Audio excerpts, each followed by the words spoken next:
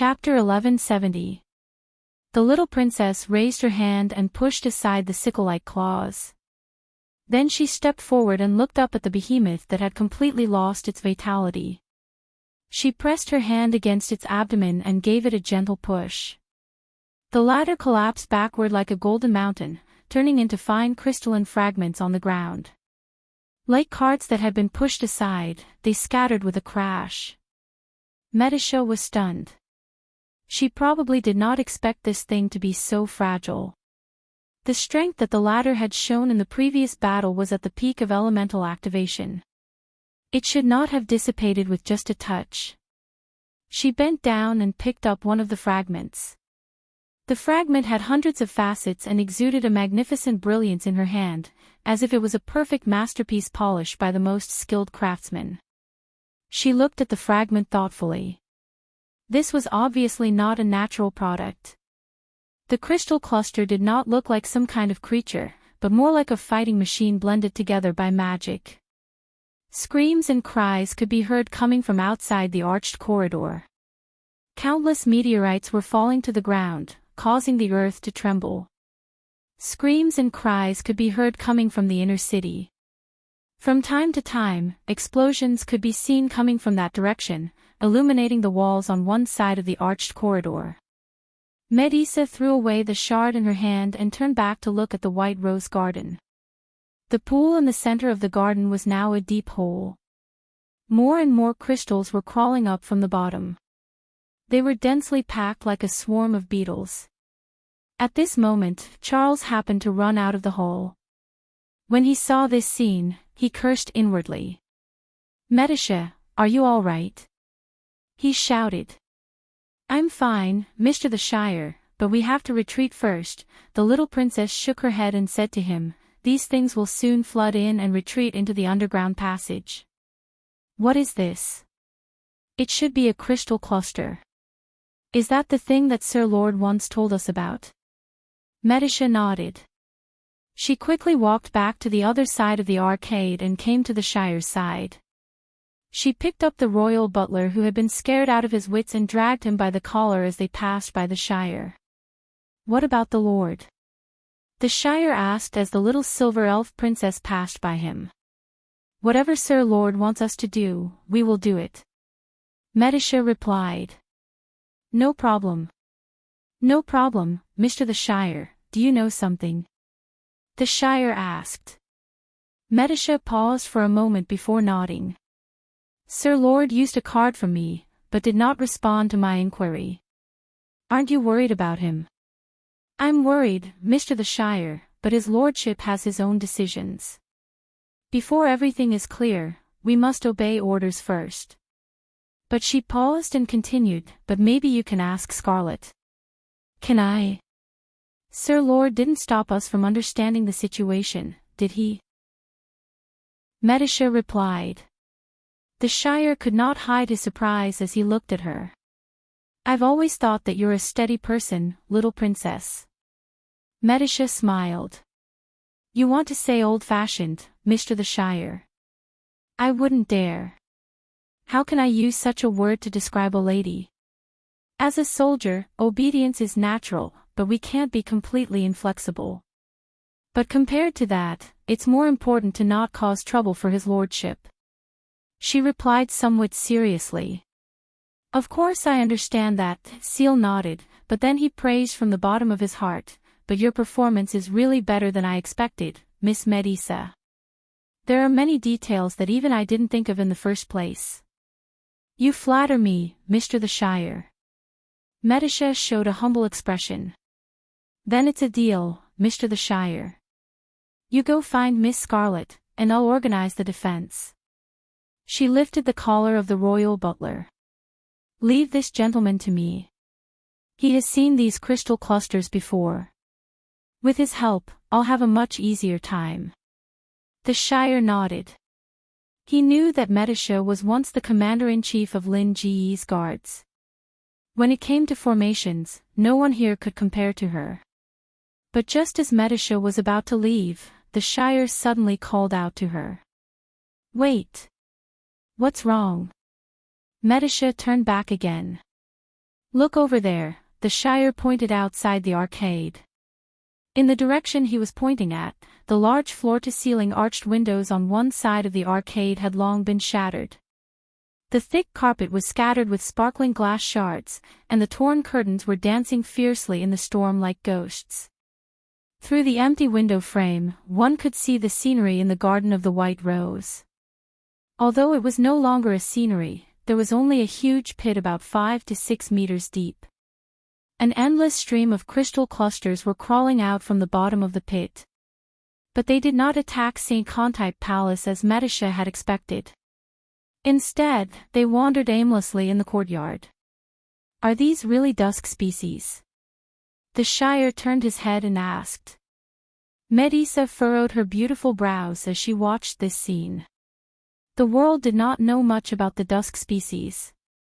Among them, the most familiar was the calamity of wolves. They were very different from the usual magical creatures. Their biggest characteristics were that they were organized and had a purpose. The calamity of wolves came to the world to destroy civilization. They would gather in the wilderness and attack cities, villages, and temples where the fire's seed was placed. They would not stop until they achieved their goal. Brando had told them about the crystal clusters and the no species. Among them, the crystal clusters had fought the Earth Legion outside the elemental barrier when the Myrnas ruled Wonde. There was no doubt that they were dusk species. But their current behavior was somewhat inconsistent with what they knew. They looked like normal magical creatures. Medisha shook her head. But normal magical creatures would not suddenly appear at this time. They might be trying to confuse us. But no matter what, we should deal with the changes by sticking to the status quo, Mr. the Shire. You're right. But I think there might be another possibility. The Shire suddenly said thoughtfully. What possibility? Why do you think the calamity of wolves swept across the land? Who ordered them to attack civilization and order? Alpha Akis, Medisha replied without thinking. After she fell asleep, it was her daughters. You're right. If it weren't for them, the wolves would not have gathered. When they were searching for food in the dark forest, their behavior was actually no different from normal magical creatures. Mr. the Shire, you mean? Medisha's eyes lit up. Yes. Who ordered these crystal clusters? As far as I know, the crystal clusters do not have a real leader. They are just the war weapons of the Twilight Dragon. If the Twilight Dragon can't order them, what will they become? Perhaps they will be similar to what they are now. The Twilight Dragon can't order them. Why? I don't know. Maybe it has something to do with the changes that are happening outside the elemental barrier. The Shire replied. I have a faint hunch that my lord may know more about this than we do. Perhaps he is personally involved. The little princess's eyes flashed slightly. She looked at the Shire and said, Then please be sure to find Miss Scarlet as soon as possible, Mr. the Shire. I naturally understand. The Shire nodded again. At this moment, an earth-shattering upheaval was indeed happening in the elemental world. Air, water, fire, and earth all returned to chaos. The origin of the elements was stripped from the cornerstone of the world and suspended in the air above this chaotic world. Other than that, this world was empty. There was no matter, no color, as if it was a void, gray and misty. In this boundless world, there were only two people. Two women. The Dragon Queen looked down at the girl who was bound in a black cocoon by the elements. Her expression was cold, and on her serious face, black mist constantly rose from the cracked wound. She was wearing a black robe. Although this scene was strange, it did not reduce her sacred aura. Success was close at hand. No matter how many people were sacrificed. Even if they had to give up their lives. She would not hesitate. Gwendolyn looked at the merchant lady who had her eyes tightly closed. Her prismatic pupils did not seem to see a country girl from Butchie, but the mortal enemy of civilization, the existence that would bring destruction to Wone in the prophecy. It was the Twilight Dragon. Roman suddenly opened her eyes. Under her eyelids, there was only a strange darkness in her eyes. There seemed to be a whirlpool that was slowly rotating, as if it could suck people's minds into it. The Dragon Queen looked at the pair of eyes. She saw the passing of life and the extinguishing of order in the dark vortex. After all things died, only endless darkness and chaos was left. The merchant lady looked at this world for a moment and suddenly said, "This is the elemental plane. This is the first time I've seen it from the inside. I didn't expect you to be able to make such preparations when they have already left. As a reward, I will let you die without pain. This is indeed where you will be buried." The Dragon Queen replied coldly. The Roman looked around and shook her head. "You took the foundation of the elemental world to bind me. Are you not afraid that your world will collapse? That's wound, right? This name should be the only word passed down from the previous era. Wound is only a corner of it. But it is also the most important corner. The importance of the elemental barrier to your world is self-evident. Without it, can the law of Tiamat still protect you?" The merchant lady did not seem to notice Gwendolyn's malice. She pretended to be curious, but it was not difficult to hear the contempt in her curiosity. "You underestimate the adaptability of our civilization." Chapter 1171. You underestimate the adaptability of our civilization. The Dragon Queen's voice was serious, but there was also a hint of pride in it. It was as if she was not talking about the Iron Folk's kingdom built in the dust, but a glorious history that she was proud of. "It has been a long time since I heard such a line from your civilization. You should understand that you are different from them." The merchant lady's voice was full of disdain. "You are indeed tenacious and resilient, and have been since the moment your world was destroyed.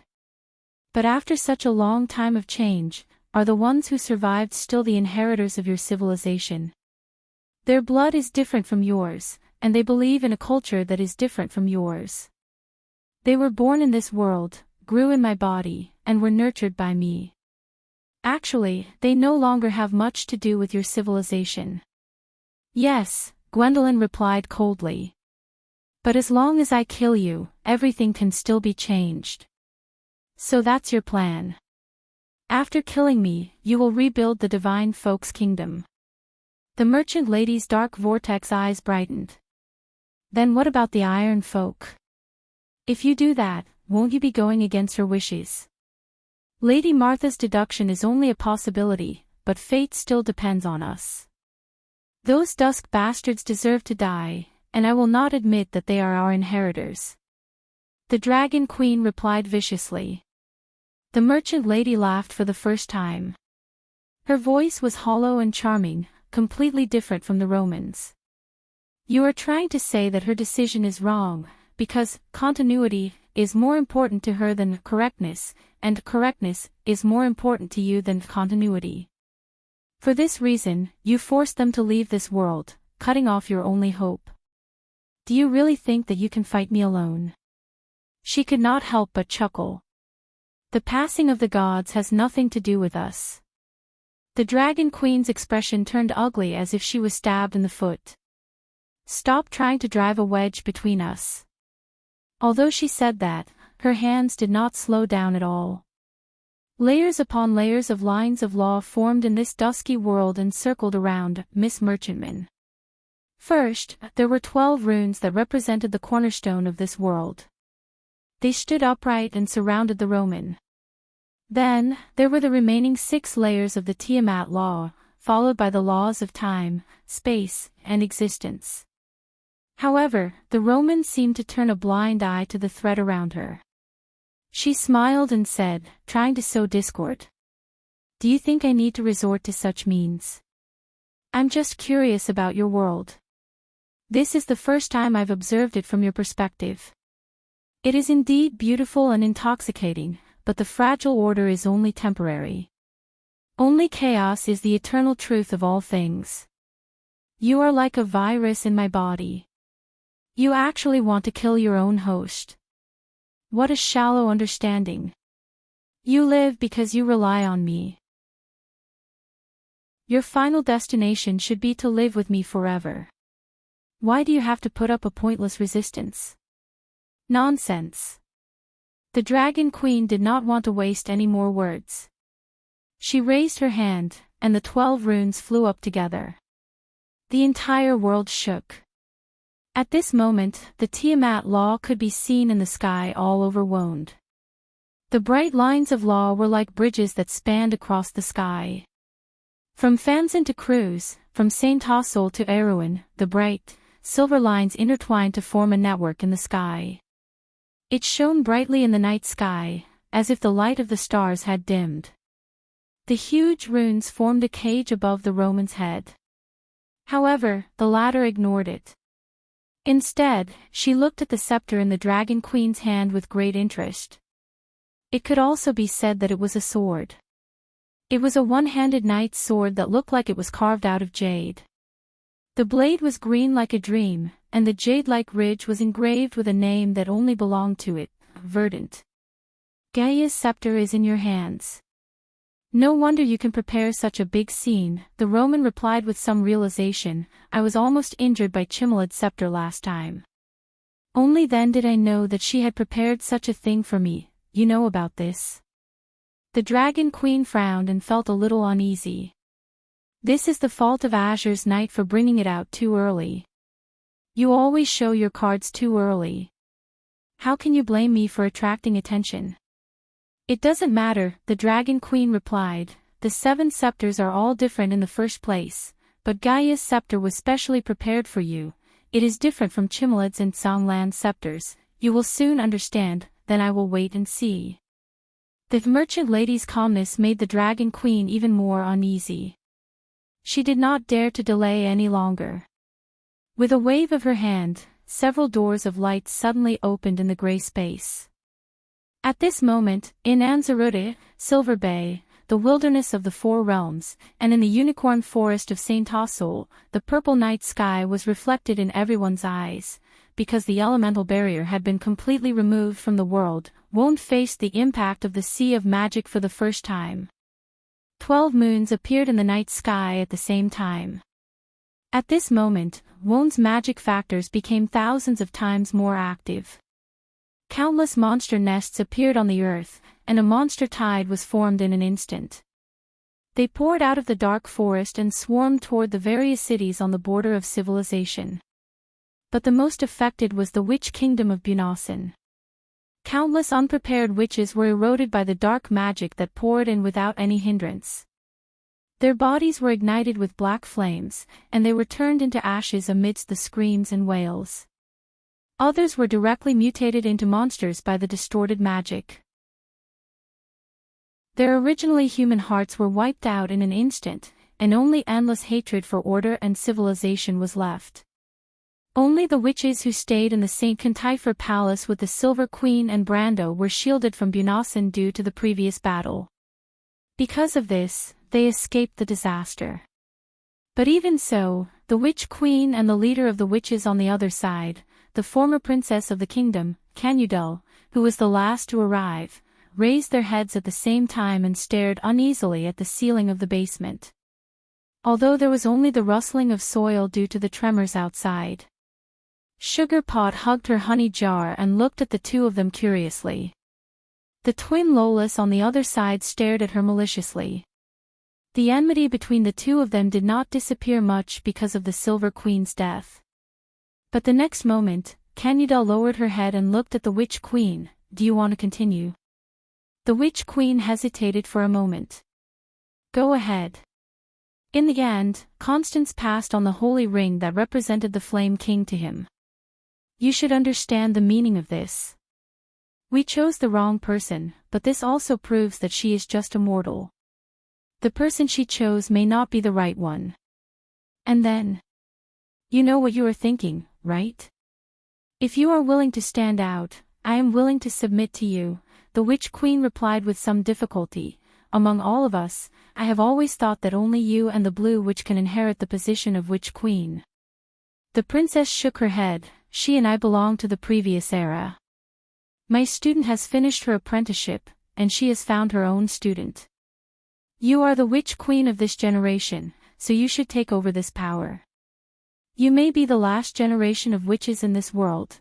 You want me to assist that young man. Please call him the Dark Dragon. Everyone present was silent. Baba Shah was the only one who seemed a little excited.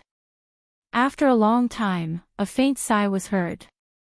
Canudel turned her head and looked at the outer wall of the basement less than an arm's length away. Her gaze seemed to be able to penetrate it and see the huge changes that were happening outside the White Rose Garden and even the entire Wonde. The 12 moons showed their power, and the aura of magic descended. Countless strong people who were originally wandering in front of the Holy Throne suddenly felt the aura of the Holy Law that had disappeared for a long time in Wonde. The door between the Supreme Realm and the Sage Realm suddenly opened at this moment. The warlocks of the Tower of Stars and Moons saw more than 7 flashes on their astrolabes at this moment. 7 new sages were born. Vala suddenly stood up from his seat. Old Nydevan and the Flame family knight beside him looked at the Supreme of the Holy Cathedral of Fire in inexplicable surprise. Not far away, Lightless Return Royale stared at his old friend with an uncertain look in his eyes. He just saw the aura of the other party skyrocket for a moment, but after a moment, it shrank back and became obscure. It felt like he was not looking at a strong person with the strength of the Supreme Realm, but a statue in the Holy Cathedral of Fire. The aura on it was neither strong nor weak, but it was incomparably sacred.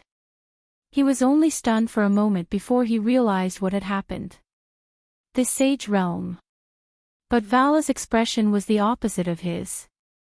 This great saint was staring fixedly at the ceiling with an expression very similar to Canudel's from before. After a long time, he lowered his head, took a deep breath, and said, "The era of war has come. Everyone, we may not see peace come again in our lifetime. In the following time, we may face death, despair, and endless sorrow, but I hope you can persevere until we achieve the final victory." The dragons flapped their wings and were flying through the dark night sky. They flew over the sky around Silver Bay and witnessed the scene of the Buga's floating city crashing. The magic network seemed to be collapsing and rebuilding, but in any case, an era came to an end under the gaze of these last golden people. As the dragons swept across the land, the dark magic was also eroding the borders of civilization. The dragons saw waves of monsters gathering and swarming in the direction of White Mountain, Tolv Green, and St. Bell Town. Looking down from the sky, it looked like a wave of darkness. But in an instant, a silver line suddenly appeared in the sky of these areas. These silver lines were connected to each other, forming stages. Then, countless beams of light descended from the sky and fell into these black waves. The flames ignited in an instant, forming a huge ring of fire. From the central area where the black waves of monsters were hit, it spread in all directions, instantly killing countless monsters in a sea of fire. The little female dragon Allah's golden eyes reflected such a magnificent scene, and she could not help but show a look of disbelief. War Slate. "This is my last legacy to you. Go, my children," he said. She heard a dignified voice reverberating in her blood. At that moment, she suddenly understood that this was an ancient inheritance. She had passed through the real coming-of-age ceremony at such a time. Her inheritance came from the crystal, the Dragon of Wisdom. Chapter 1172. The fall of the Black Moon, the Golden Rain, the storm, the elemental phenomenon, the collapse of the law of Tiamat, the escape of the natives of the shallow sea, and the endless darkness. This night was destined to be a restless one. In the countryside of Grenoires, the hill folk ran out of their houses and looked up at the starry sky. After the golden rain fell, the shadows shrouded the forest. In the darkness, only the roars of the witches and prophets, the barking of the dogs, and the running of the animals in the forest could be heard from far and near. But the eyes in the darkness were exceptionally bright, reflecting the silver line across the sky. Look, the suffering that runs rampant in the world, Lady Martha, when will it end? The mountain wind carried away the ancient songs of the hill folk. The army of monsters gathered at the Yusong Mountains. They were a pack of wolves commonly seen outside the borders of Awin's civilization. They were led by a silver-haired female wolf as they pounced towards the Silman region. They were still dozens of miles away, but they had already formed a thick black carpet. The howls of the wolves were like the trombone of an army. Two young men were lying on the high ground near the Chablis Mountains. They looked at the scene blankly. The sound of hundreds of thousands of black wolves running on the ground was like thunder that pierced through the clouds. It could be heard clearly from miles away. The two trembled as they crouched in the bushes, not daring to move at all, not even daring to breathe. This was the place where the blood staff had perished that day. Before it died, it mournfully cursed the queen of banshees, Arvet, and swore that its soul would linger until the day of its death, until it perished together with the latter. Then, an arrow hit its skull, splitting its soul fire into two. It fell from the horse and landed right in the middle of the grass. The two young men witnessed this scene with their own eyes. They felt that the blood staff's cold gaze seemed to be watching them from behind. Its curse that day had come true. The day the undead died was the moment the world was destroyed. No words to describe it were more appropriate than the scene before their eyes. The two young men were Cohen's subordinates. After Cohen joined Brando, he was enfeoffed by Princess Griffin as Baron Silman. His fief was in Silman, but it was currently the front line of the confrontation between Erewhon and Madara. Brando gave Cohen a piece of land in the loop of trade winds, and Cohen only left a small army here. An army that was responsible for monitoring the movement of the undead. They were the scouts in this army. Recently, the skeletons of Madara had become restless, and surveillance had become more frequent. There were several hidden sentries in the valley, and they were just one of them. However, they knew that their colleagues might not be any better than them. Perhaps some of them had already escaped. It was not that they did not want to run, but they were so scared that their legs were weak. In the valley directly opposite the highland, other than the hidden sentries, there was also an army of the undead. The leaders were Skeletal Lord Rotman and Warlord Ladios.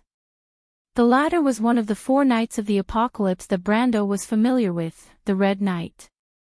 It was slightly different from Brando's prediction of the one-eyed dragon Tarkus and the Insursta dragon. The local mercenaries of Silman had already figured out this information. The rotten knight Krot that Brando spared his life in Sir John Lorison's tomb played an important role in this. It was difficult for ordinary people to figure out the organization of the undead and the lords represented by different banners, but Krot and Brando were different. When they were in Fathom Harbor, they passed on most of the information to Ondina and Freya. Although Brando hated Madara, he did not discriminate against individuals. The rotten knight Krot was originally a fence-sitter in Madara. She did not want to see the country of the Dead Moon united. In fact, she wanted to return to the lawless life of the past. Brando promised to give her a piece of land in the dark forest so that she could control her own destiny. Hence, the latter did not have any integrity and completely became a guide, working for Erewhon wholeheartedly. The two young men did not know that the undead on the other side had already discovered them. Ladios woke up from his dormant state several times in the night. The dormancy of the undead was a sacred thing to them. Although they did not need to rest, dormancy allowed them to temporarily calm down, away from the pain and suffering of immortality. Many undead regarded sleeping in a coffin as a noble and sacred ritual.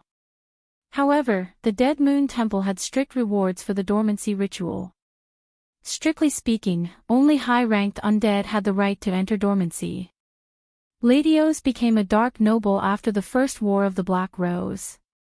He was rewarded by the Holy Cathedral for his contribution in the Battle of Fortress Reden. Although it was not personally praised by the High One, it was still a supreme honor. The Dead Moon Temple was different from the other holy cathedrals on the continent.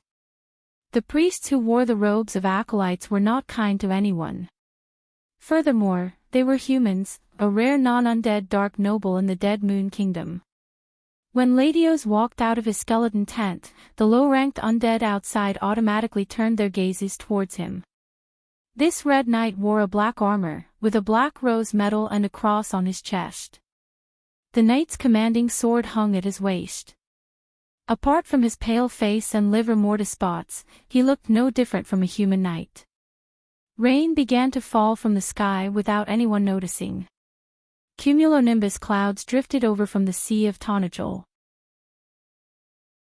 Together with the tides of 1,000 years, they passed through Randner and Tosankard corridors, bringing the last rain of autumn to the three regions. Ladios stared at the wolves running through the valley. The tremors from the ground were transmitted to him from afar.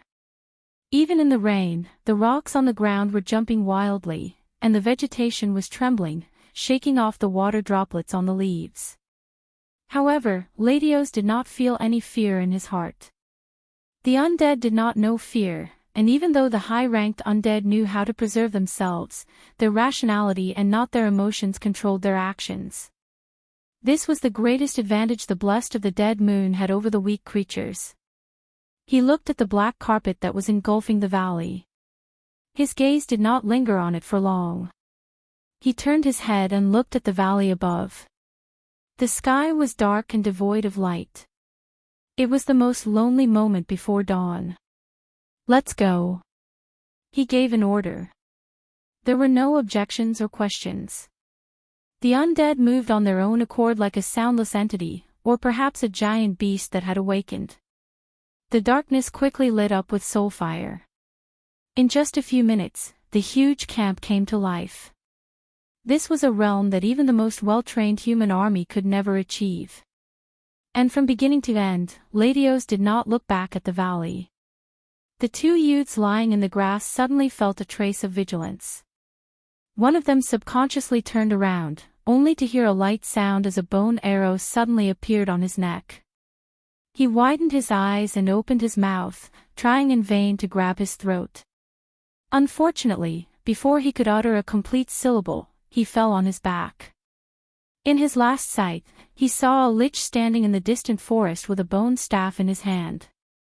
But unlike ordinary lich, this lich was covered in heavy armor, with a shield in his left hand and a bone staff in his right hand that was less than an elbow long.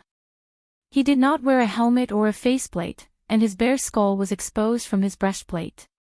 His eye sockets held two fluorescent phosphorescent lights. This lich didn't have any skeleton warriors as his subordinates and looked more like a lone ranger. A thick book with a black cover and silver edges was hung on his waist with an iron chain. Raindrops rolled down from the pages of the book, but it wasn't soaked in the slightest.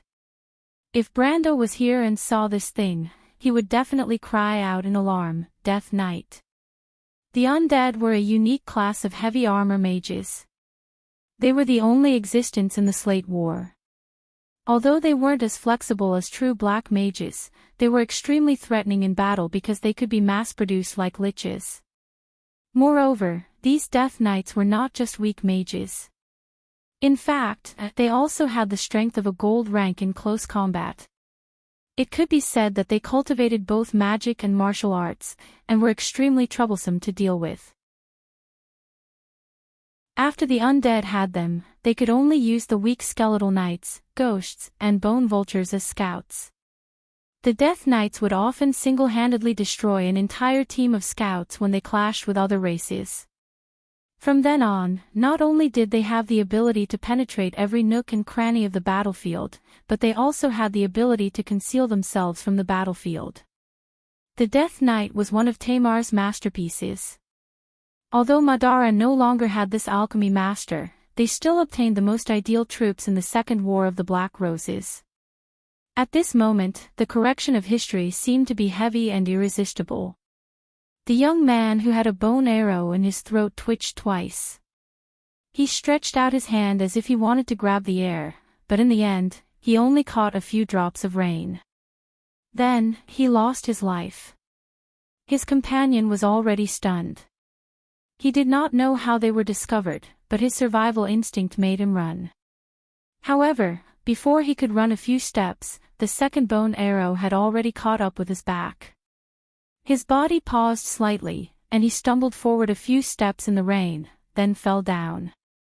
The Death Knight used his phosphorescent eyes to carefully look at the two corpses before he put away his bone staff and left again. At the same time, such a scene played out repeatedly in the valley. However, very few people knew about it. Even the wolves a few miles away were oblivious to the slaughter in the rainy night. Their only target was the lights of civilization in the Silman Valley. The dark tide surged across the land, and the nearest town seemed to be just a stone's throw away. Chapter 1173. A silver-haired woman landed on a rock. She stood naked in the drizzle, her amber eyes reflecting a cold light. She looked at the scene expressionlessly, but she did not intend to take another step forward. A huge silver tail swayed gently behind her. In her eyes, the fleeing humans meandered through the valley. From afar, they looked like a troop of ants, as if they could be easily crushed with a hand. After dozens of centuries, mortals have actually fallen to this level. What exactly did that woman do? She's neither human nor ghost. How disgusting. She muttered to herself. Isn't that right, Timmy? Yes, she nodded and answered her own question. Should we kill them? All right, but we have to wait a while. Let's see if that woman's will is still here. It doesn't matter. I can't sense their presence anymore, Timmy. But her will is still here. There's still an unpleasant presence in this land. Timmy shook her head. We'll know soon, she said again. The black carpet was less than 5 miles away from the nearest town. The alpha wolf running at the front had already crossed the border between the humans and the undead by default. But it was at this moment. Suddenly, the black tide seemed to have crashed into an invisible wall. A wave of blood was reflected in the silver-haired woman's eyes. The alpha wolf at the front of the pack was directly torn apart, exploding into a pool of blood. This wave of blood spread out with the front of the black tide as the center. It was like a ripple in the water. From front to back, it instantly turned tens of thousands of black wolves into nothingness. The wave of blood spread until it was less than 10 meters in front of the woman. She saw the remains of bones, of flesh, and organs splashing in this direction along with the wave of blood. The rock she was standing on was like a reef in a red sea. The wave of blood surged backward for a long time before it gradually calmed down. Then, 2 sacred statues suddenly appeared in the valley. They were hundreds of feet tall, holding a spear in one hand and a shield in the other. They stood at the entrance of the valley. Under their feet, all the black wolves were turned into broken corpses. Blood flowed everywhere. If Brando was here, he would definitely recognize these 2 images. They were so similar to the holy images he had seen in the deer forest. So she's still here. Timmy sighed. Then there's nothing we can do. Go help your sisters. Okay. She nodded. His body seemed to have melted, turning into a handful of water droplets that fell and blended into the rain. As soon as the silver-haired girl left, the wolves in the valley immediately became a mess. However, they no longer dared to test the range of the 2 sacred statues. After a short period of chaos, they whined and turned around, retreating back into the Pine Mountain range. Ladios looked at the cheering humans in the valley. The rainwater slid down his wax-like face, but he was expressionless, as if he had expected this. He didn't even need to turn around to know what was happening behind him. The sound of the earth shaking was fading away. The calamity of wolves could not even set foot on this land today. Because it was a sacred and inviolable land of miracles. But it shouldn't be in the hands of people who don't understand its value, a hoarse voice said. Ladios turned around and saw Hoffman, who was about the height of 2 or 3 people, walking towards him. The skeleton lord's weapon was a human bone mace, which was said to be forged from the skulls of 100 human knights. It was his weapon and his medal. He had participated in the First War of the Black Rose and the Bloodstaff's invasion of Karsuk. He was much older than Ladios, but he was not the commander of this undead army. Her Majesty liked to appoint young people, which was already known in the Dead Moon Kingdom. I'm not interested in that. What I need to consider is to obtain glory for Her Majesty, Ladios replied. You are loyal, Ladios. The undead never lack this. What I need to do is to crush the enemy. Erwin is not worth mentioning. Have you forgotten their performance in the last war? Hoffman didn't seem to care. In his eyes, the enemy was nothing more than maggots. The only ones that could make the new Madara fight were the 4 great empires. Few people knew that the Dead Moon Kingdom had already awakened under the leadership of the Mercury Staff. I hope so, Ladios replied. But the hidden sentries we got rid of today show that the humans have not given up on resisting. It's just a futile effort. Hoffman let out a hollow laugh. He used his bony finger to point at the humans in the valley who knew nothing about their fate and were still cheering because of the retreat of the calamity of wolves. Let me kill them. We need to replenish our souls and quickly strengthen ourselves, just like Tarkus and the others. This time, Ladios finally nodded. Karsuk Highlands, Jincheng. The Baron of Jincheng looked at the sea of soul flames below the city with a steely expression. He turned around and saw his guards and several retainers standing behind him. He looked at them with an ugly expression and slowly opened his mouth. Go and inform the Highland Knight, the Wizard of the Tower, and Her Highness, the undead have invaded. Bring as many people as you can. Don't let those skeletons stop you. Just leave a team of knight for me. My lord. Everyone's expression changed. Hurry up, don't drag it out. The Toker family and the undead have been enemies for generations. Give me my sword. I'll go to my ancestors and tell them that I didn't tarnish the honor of my family. He waved his hand. Bring my 3rd son. He's still young and the honor doesn't belong to him. Leave the city immediately. The bone dragons will be here soon. Let the Wyvern Knight in the city take off and attract their attention. Everyone seemed to finally understand what kind of situation they were in. Only then did they nod silently. They all bowed to the Baron and then turned to leave. But when the Baron turned around again, only he and his knight were left on the city wall. This was the last battle of Jincheng. But it was Erwin's first battle. That night, the Second War of the Black Roses that Brando was familiar with finally began. In the darkness, it seemed that everything had died. Bunasan, the country of witches, had become a dead world. The plains and forests in the dream had lost their vitality.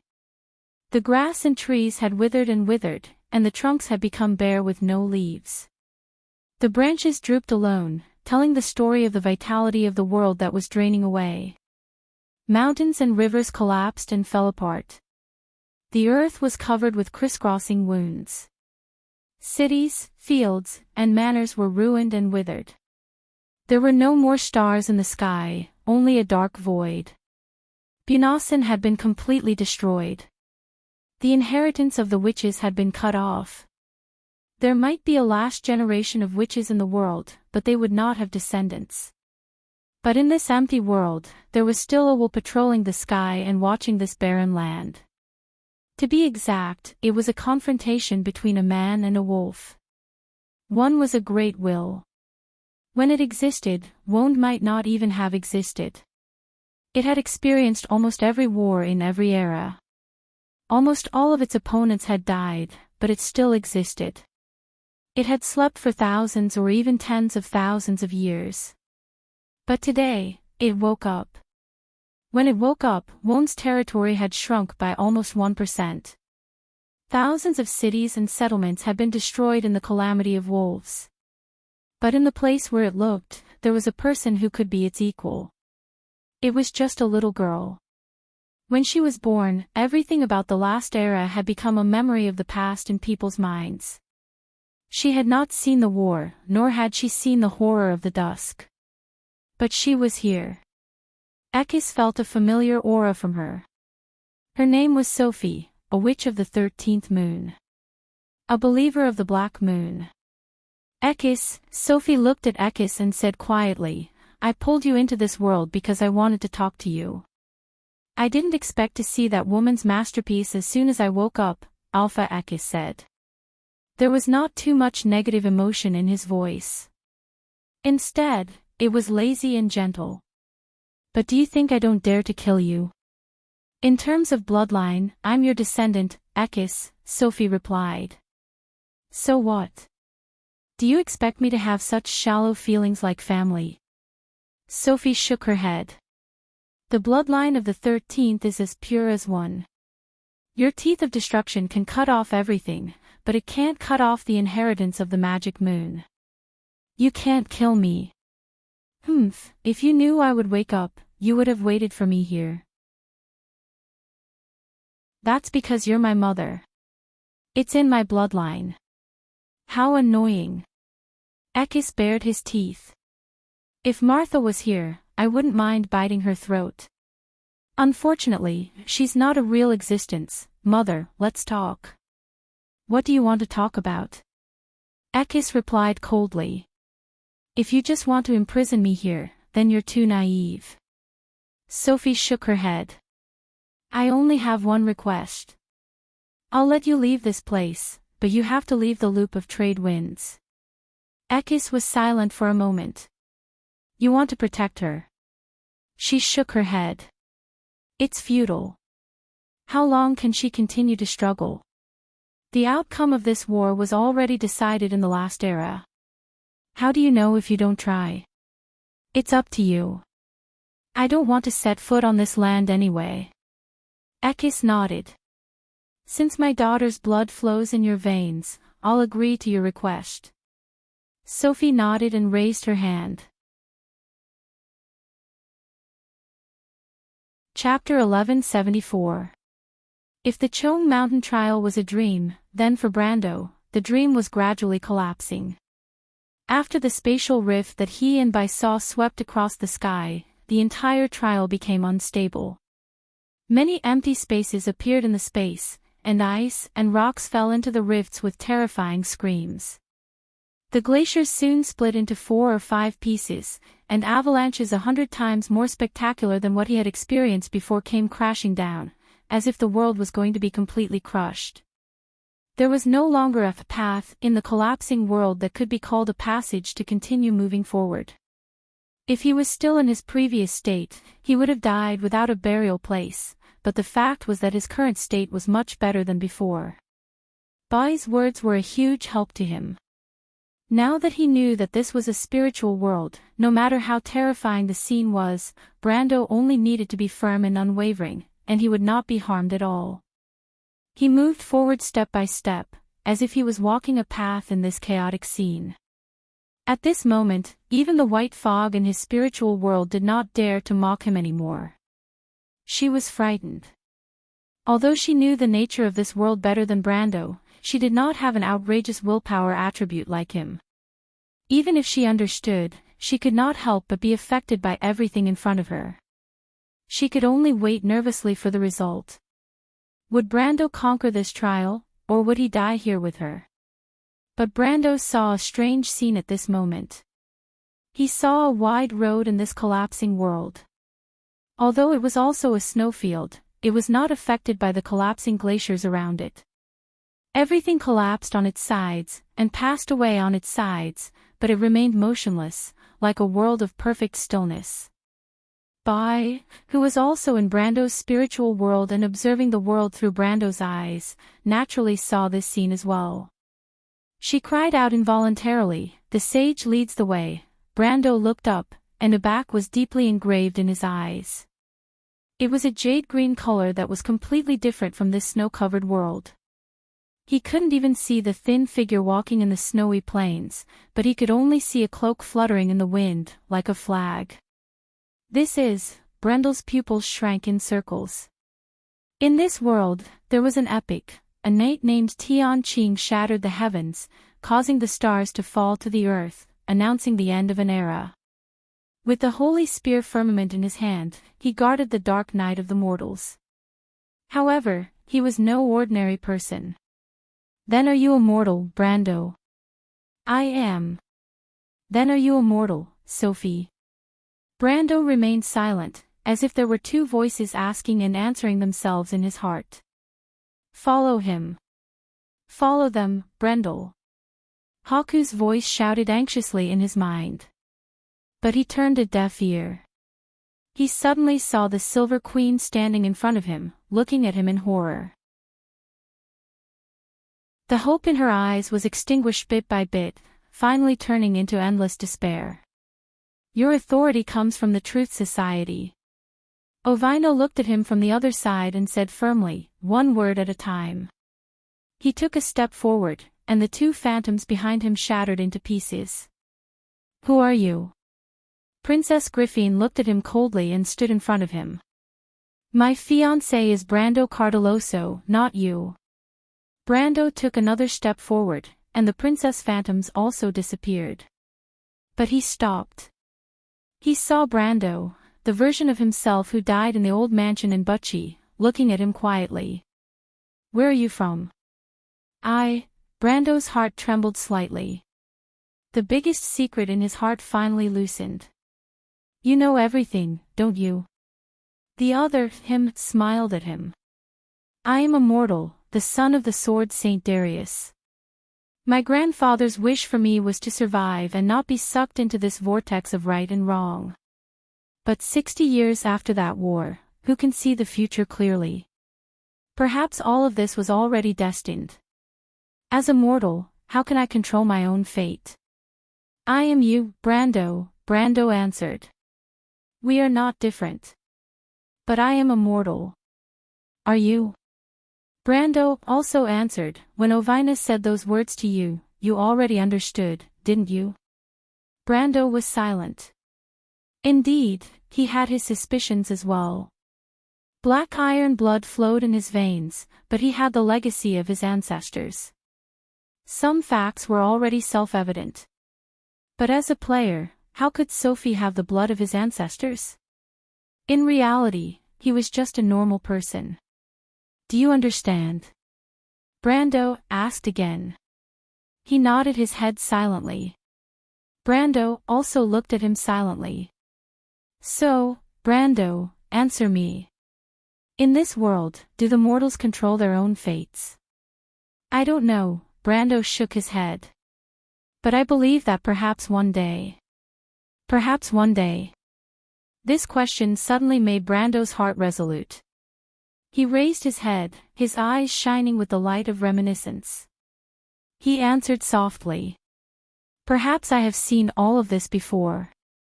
I have seen a civilization that has experienced ignorance and barbarism, slaughter and disorder, and even to this day, is still greedy and indifferent. But I have also seen a lot of gentleness and beauty, at least I know that our history has not regressed. Even if the process is long and winding, I have reason to believe that tomorrow, what you have seen, I have never known, Brando. The other, him, shook his head. So this is the biggest difference between us. Let me ask you, Brando, will you decide the future of mortals for us? Brando looked at him. But he did not answer. He took a step forward. His illusion faded into nothingness, like ripples on the surface of the water. You are one of us, Brando. A gentle voice sounded. Brando raised his head in surprise and looked at the figure that appeared in front of him. The other party did not turn his head. He stood with his back to him. A dreamy green cloak hung down from his back and quietly fell to the ground. It was not until this moment that Brando realized that the snowy plains around them had disappeared. The two of them seemed to be in an empty space of the universe. Stars twinkled around them. Brando opened his mouth in slight surprise.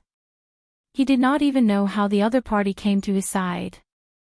And he had a faint feeling that the other party did not seem to be an illusion, but a real existence here.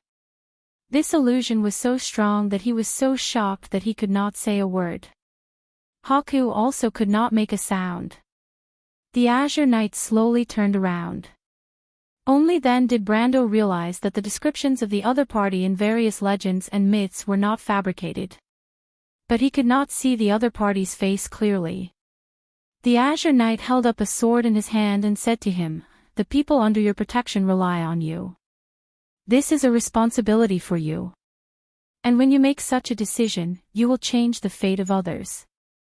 Although you do not answer this question, you understand this in your heart." "I am just doing what I want to do," Brando retorted. "I did not hurt anyone. In fact, not only did you not hurt them, you also protected them, just like Martha and the gods. But sometimes such kindness is unintentional. This is not a favor, but a mutual trust. Even without me, the people will fight for themselves and protect their homes and loved ones. No one has the right to decide the fate of others." Brendel shook his head firmly. "Even without me, the people will fight for themselves and protect their homes and loved ones. And what you are doing, I am just one of them. There is no difference, sir. Maybe I am stronger. I don't mind someone supporting me and moving forward with me. If one day I lose my power, I will be the same. Because civilization and order are not separate entities. Our kingdom and society are built through mutual connections, and no one can be free from them." The Azure Knight nodded and picked up the sword in his hand. "Then are you ready to take my sword?" Haku was excited. She looked at Brando with some disbelief. In fact, as a candidate, Brando did not seem that extraordinary to her. Before the War of the Holy Saints, although there were fewer candidates in each era than the last, there were still some. In fact, Brando was not the best candidate she had ever seen. He even seemed a little clumsy. If it were not for her reminder and rescue, he might have died in the glacier. Before this, she had never heard of a candidate needing help from others to pass the trial. But similarly, she had never heard of anyone who could meet the will of the Azure Knight in the trial. Almost uncontrollably, the words of the legendary dark prophecy emerged in her heart, especially when the Azure Knight picked up the sword in front of her. Because only she understood what the sword symbolized. She finally could not help but shout in Brando's mind, "Quick, accept it, Brando. That is the Amber Sword. You may be the person that Tata and the Fire Fairy were talking about. Pick it up, maybe you can really bring a glimmer of hope to this world." But Brando did not reach out his hand. He just stood there quietly. "You are crazy." Haku was a little furious. "Do you understand what you are doing? How can you let down the hopes of those who believe in you?" "I am not crazy," Brando shook his head. "Lady Tiamas, do you think our world can be saved by a sword?" Chapter 1175. Why not? Haku was surprised. She seemed to have never considered this question because countless legends and epics clearly wrote such words. It was a sword that could change the fate of mortals and the world. As long as one held it, there would be infinite possibilities. It could even completely kill the Twilight Dragon and end all wars. The legend of the Azure Knight seemed to have proven this legend from another perspective. But Brendel quietly opened his mouth and asked a question in return. "This is a sword that can change fate. In the Azure epic, its existence symbolizes that everyone can control their own fate, isn't it?" "Of course, what are you trying to say? But how can the fate of mortals be entrusted to a sword? If such a sword really exists, then can it still symbolize that every mortal can control their own fate? Isn't our fate already controlled by a sword and the person holding it? Don't you think this is a paradox, Miss Tiamas?"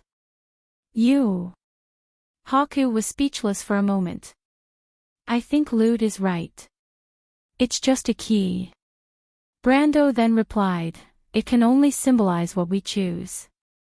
Our ancestors have walked this path before, they chose it, and now it's our turn." The Azure Knight held a long sword and looked at him silently. Then he gently nodded.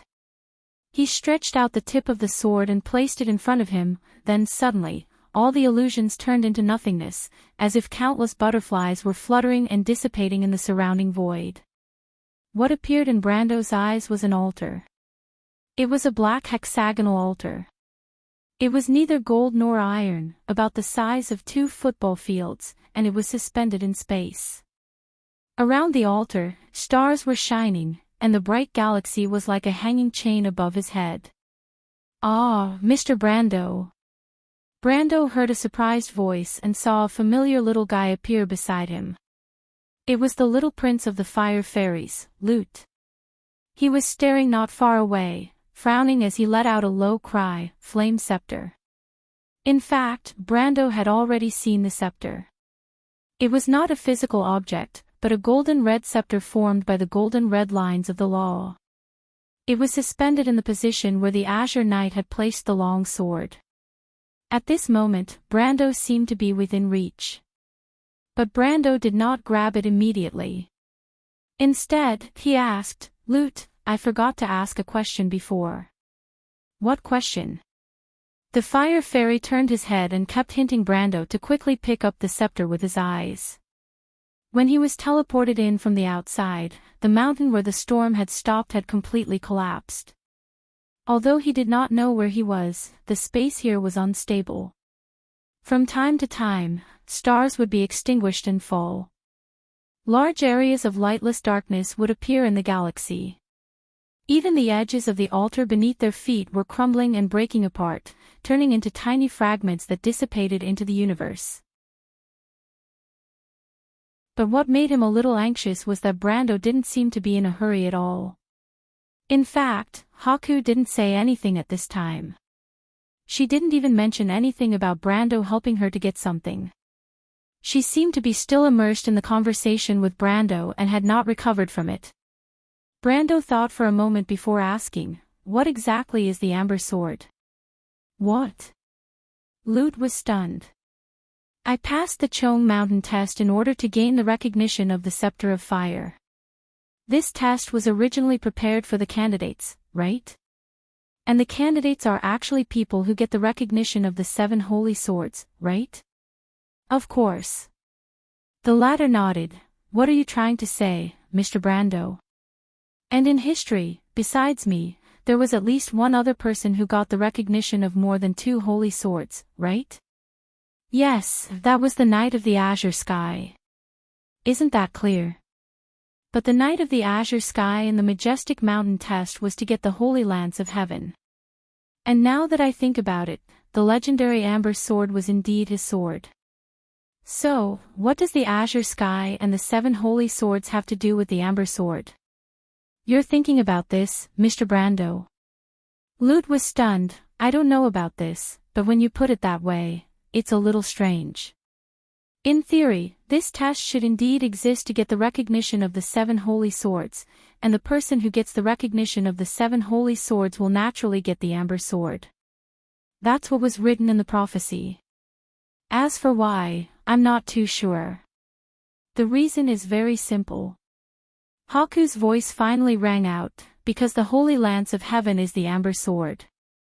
"What?" Brando and Lute blurted out at the same time. The main principle of the Holy Lance of Heaven actually comes from the power of wind and thunder. It's a manifestation of the Holy Sword of Wind, but it's not entirely the power of the wind, because it also has the power of the Halran Gaia. What does this mean? Brando became more and more confused as he listened. The meaning is very simple. You just have to hold the Scepter of Fire and you'll understand. Haku replied, "Because to be precise, the firmament is just a part of the Amber Sword. It can show different forms. To be precise, as a sword, it's a conceptual existence. Otherwise, how do you think the firmament could hurt the Twilight Dragon? The only weapon in this world that can hurt the Twilight Dragon is the Amber Sword." Brando looked at the Scepter of Fire in front of him and murmured, "In other words, as long as I get the approval of more than 2 holy swords, I can get the Amber Sword, or at least a part of it." "Just a part, unless you can get the approval of all 7 holy swords." Haku narrowed his eyes, but now I feel that it's not impossible for you. You already have the mark of Gaia in your body, and the flaming blade and orb of fire are also in your soul. As long as you pick up this scepter, you'll understand. Brando couldn't help but take a deep breath. The altar was rumbling, and at this time, its edges began to fall off in large pieces. He finally reached out and gently grabbed the line of law that made up the scepter of fire. At that moment, the law of Tiamat, which was behind the entire world of Wonde, suddenly shook. Hippamra looked up at the will of the mountains floating in midair. The light emitted from the warhammer was getting brighter and brighter. Meanwhile, in the streets around her, meteorites were falling from the night sky. Amidst the smoke and dust, countless crystal clusters crawled out of the craters. Although they did not have a unified command, they quickly discovered the young lady who was in the ruins. These twilight species immediately screamed and gathered in her direction. It seemed that in the blink of an eye, there were hundreds of crystal creatures of different sizes surrounding Hippamra. But Miss Priestess did not seem to see them at all. She only stared at the will of the mountains in midair. Her face was full of surprise, as if the threat around her was not worth mentioning at all. The crystal clusters got closer and closer until they let out a shrill shriek and suddenly pounced towards Hippamra with bared fangs and brandished claws. But time seemed to be frozen at this moment. The will of the mountains suddenly shone brightly. Countless silver lines extended from an unknown space and pierced through the crystal clusters that were still in midair. These silver lines were densely packed, and in an instant, they formed a bright silver pillar-shaped light curtain, as if everything was falling straight down from the sky. In the next moment, all the crystal clusters were cut in half at the waist, turning into countless crystal fragments that fell to the ground with a clatter. Then, the silver line extended out in all directions. In the blink of an eye, all the streets near the December Square were swept by an invisible force. Wherever it passed, all the crystal clusters were met with a calamity. In just a few breaths, half of Rushta City fell silent. But the place where Hippamra and the will of the mountains were originally at was now empty.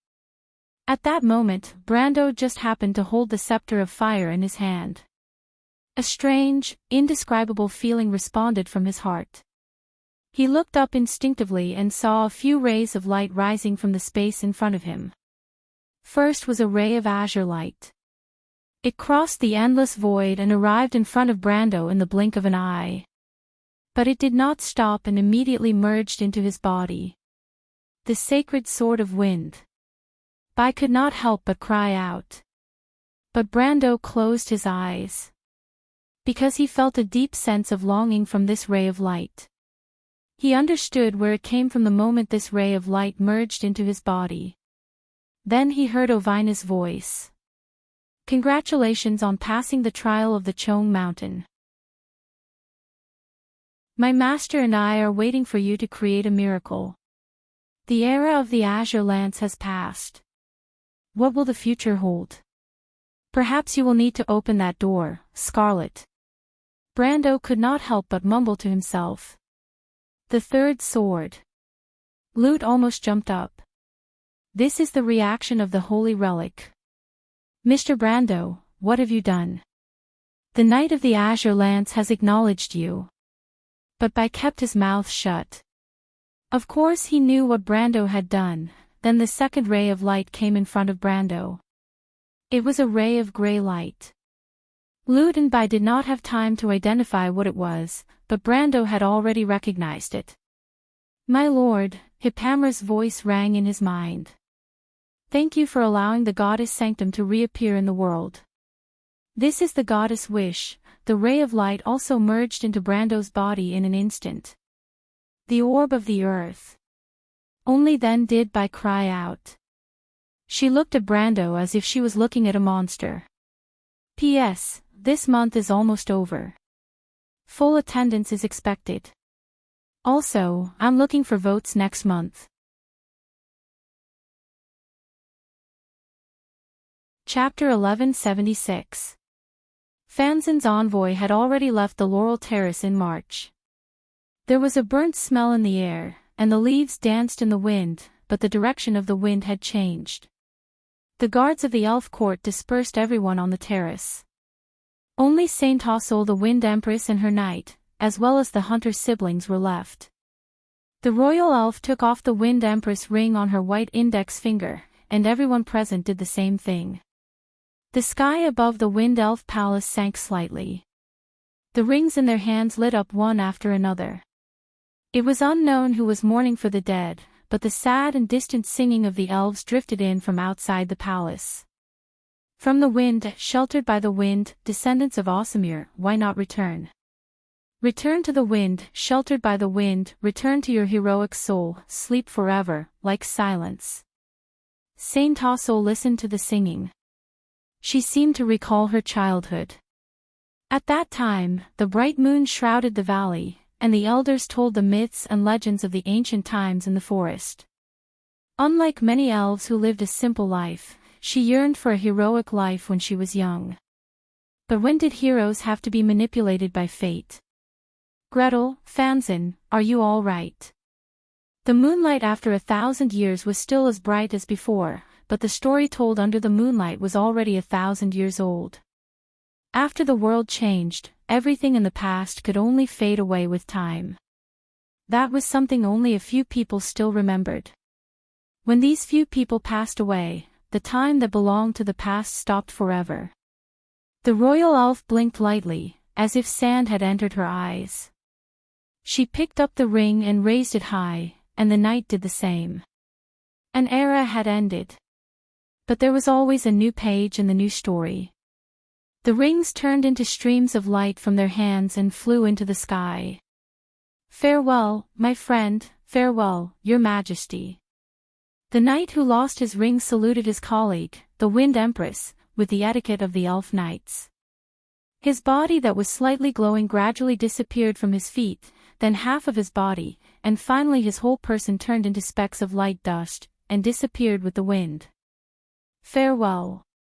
We have never regretted our promise of 1,000 years. If time goes back, we believe you. Victory remains the same. The knights bowed in unison to Sinorso the Wind Empress, and then their figures gradually faded, turning into drifting dust. Sinorso wiped the corners of her eyes. She did not cry, because that was not the weakness of the wise ones. Heroes were born to protect the world, and they should not feel sad. It was just that the wind and sand were too strong at the moment, and their eyes were blurred. This was a reunion after 1,000 years. But it was also a final farewell. She was always luckier than others, because at least she still had time to say goodbye. In her blurred eyes, she seemed to see Eleranta's tall back. Saint Tossel's lips moved, unsure whether to call her big human woman or Sister Eleranta. The elf royal sister's face was calm, but she was somewhat absent-minded as she looked in that direction. Although there was nothing there, only the laurel leaves scattered all over the ground. Our life is like a circle. It has a beginning and an end, but when that moment comes, it is as if we have returned to the beginning. Fanzin, can you not say such nonsense? You are not a poet. Haha, Saint Tossel, I really wonder which one of us is the elf. Is there an elf like you? I remember that the elves have a deep understanding of art and beauty, don't they? There are always exceptions. Am I not one of them? To be honest, I also pursue a romantic life, but my romance is the light of swords and shadows, not poetic and picturesque, that's true. But Saint Tossel, seriously speaking, Cruz, Eleranta and I are all humans, and you are an elf. One day, we will all grow old, but you will still live for a very, very long time. When that time comes, you will understand the meaning of this sentence, then I would rather not understand. Although you are humans, as long as you become stronger, you can also have a long life, even longer than us elves, isn't that right? Haha, that's true.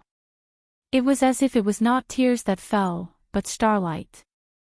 Peya felt a chill on the back of her hand.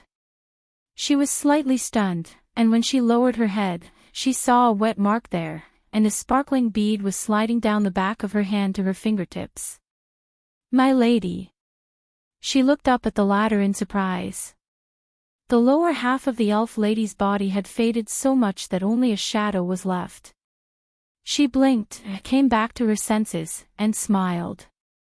She reached out and gently touched the heads of the hunter siblings, and said kindly, "Do you remember what I said to you? My lady, are you leaving too?" Yeruda raised his head and looked at the elf royal sister who taught him and his sister swordsmanship and archery, and gave them motherly care, and asked in a low voice.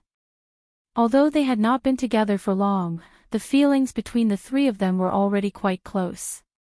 "There is no banquet in the world that does not end, Yeruda." "But what about Mr. Brando?"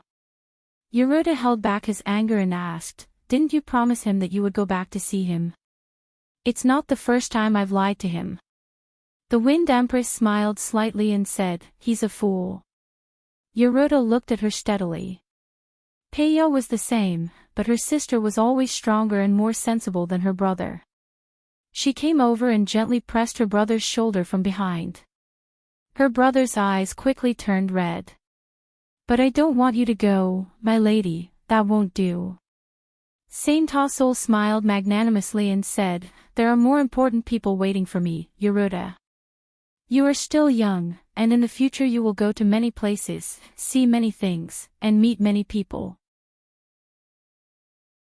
Among these people, there are always a few who are worth waiting for your life. Are there people like that waiting for you, my lady?" Yeruda asked, "Is it the Flame King and Lord Fanzin?" "You are very smart, but it's not just them." The elf lady sighed, her tone already tinged with nostalgia. What a dazzling era that was, so many people. So many legends. But in the end, they have passed away. Specks of light dust scattered in the night sky. Both the hunter siblings raised their heads and looked at these final words of farewell, but as if the two did not understand what all this meant, many people in Wone did not understand this night either. History has turned to a new page. Those names that belonged to the past were eventually sealed under the pages of the book. The third stream of light in the darkness had already rushed over and merged into Brando's body in an instant. Scepter of Wind. The third stream of light reflected in Byakugan's eyes had already shocked her speechless. The Wind Holy Sword, firmament was almost formed, and only the orb of wind was left. But Lute and Byakugan who were present suddenly saw that Brando was actually shedding tears at this moment. Because he only heard a voice echoing in his heart, "The road ahead is up to you, little guy, come on." That voice was so familiar that he instantly understood what had happened. "Goodbye, my lord. Farewell, little guy." This was perhaps the last speech of an era. There was a sigh in the darkness. The bell of twilight in Fanzin rang, and the two popes in front and behind looked at the blurred starlight fading from the eastern sky. There was already a faint white light in the sky, and this devastated land finally welcomed another day of sunrise. Outside the palace, on the balcony, Eleranta's figure was no longer there. Birds flapped their wings and flew over the treetops, monks in white robes ran in the courtyard, and a pillar of light was soaring into the sky from the temple where the divine power of Olamisol was placed. That golden light, and the dawn in the distant sky, reflected each other's splendor. Everyone stared at it. They watched as it shone brightly and disappeared little by little. In the distant Great Glacier, under the layer of ice that had been frozen for thousands of years, there was a sudden flash of light, and a roar could be heard within thousands of miles. William turned his head in midair, and the scene of the mountains collapsing was reflected in his eyes. Hundreds of snow-capped mountains collapsed downward in his vision, turning into dust. The cry of the holy artifact, he hesitated for a moment, then flew in that direction. The 7 holy swords were hanging alone in the starry sky beside Brando. But only 2 of them had physical bodies, and there was still one that lacked the final law. At this time, a light appeared in the void of the universe, but in the next moment, the light suddenly dimmed. Someone has restricted the will of the orb of wind. Lute said hatefully, "How could he do that? how could a mortal be so selfish? The Staff of Ice did not respond to the call. It is indeed not enough. There is not enough time. Haku's face was also a little ugly. But she did not really feel that it was not worth it for Brando, but because now she and Brando were grasshoppers on the same rope, the more Brando obtained, the more confident she would be. In the end, she never thought of herself as a selfless person, but she did not need to be selfless. But no matter what, perhaps only the real lunatics would be willing to see the destruction of the World Cup, because no one wanted to die. Even the undead were no exception. An eternal gaze was staring at the dome of the skeleton hole. After a long time, she chuckled, and the white gas that she exhaled turned into ice fog, and fell to the ground with a rustle. Darkness and death all crawled under her feet, and blood-like roses grew and spread out from the white bones under her throne. It was a plant from hell, and it was born by drinking blood. You want to take something from me, that is not possible. The supreme ruler shook her head lightly. She threw out the scepter that looked like flowing mercury. The scepter vibrated, and the whole body emitted a bright flowing light, but it quickly dimmed. All things, only submission.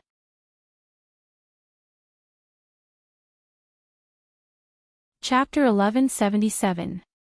Lute gritted her teeth and shouted, "Ah, how hateful, even the dark scepter is being suppressed. Do those mortals know what this means?" But Brando did not say much about this scene, he only silently felt the voice disappear in his memory. Wind Empress. Beside Brando, at this moment, the altar had completely collapsed, turned into countless fragments, and fell into the void. But the former was unaware. Even Haku did not say much at this moment. She did not notice the voice talking to Brando. She was slightly distracted when Lute mentioned the dark scepter. It was as if she was very familiar with that scepter. Brando. Reach out, hold it, your destiny. The moment the voice of the Wind Empress disappeared, another voice suddenly sounded in Brando's mind. In a daze, Brando almost subconsciously reached out his hand, and a boundless darkness extended from the direction his hand pointed at. The Dark Pearl. The Dark Pearl. The same words, but in Lute's and Haku's mouths, the meaning was completely different. One was surprised, the other had expected it, and there was a slight resentment in her voice. Haku reacted, although she already knew that it was the sacred object that chose its master that day, but thinking back, she still felt a little unwilling. If it was not for that mistake, how could there be so many things today? The two saw Brando clenching his hand into the void, and the stars suddenly lit up slightly, and correspondingly, a black light shot up from the sea of the dying moon on the continent of Wonde, and all the sailors on the inland sea witnessed this strange scene. The black light pillar shot straight into the clouds. It was so strange that it did not even blend in with the night. This light pillar lasted for a full 15 minutes before it gradually disappeared.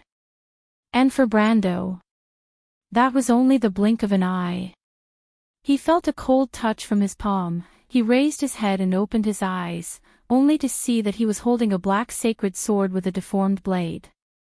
At this moment, beneath St. Cantilever Palace, Princess Canudel and the Witch Queen, who were in the midst of negotiations, suddenly raised their heads. Most of the other witches also revealed expressions of shock and uncertainty. Then, ecstasy appeared on their faces.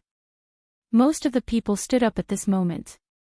The unusual movements of the witches attracted the attention of the young man who was taking care of the sleeping Titi. Then, he saw the county walking over with the countess. "What's the matter, gentlemen?" the Shire asked loudly. "The dark dragon has arrived." "What?" To be precise, Noodle explained to him, "Judgment has reappeared in this world." The name of the sword was Judgment Destruction. The blade was 3 feet 1 inch long and 3 fingers wide. The blade was twisted and strange.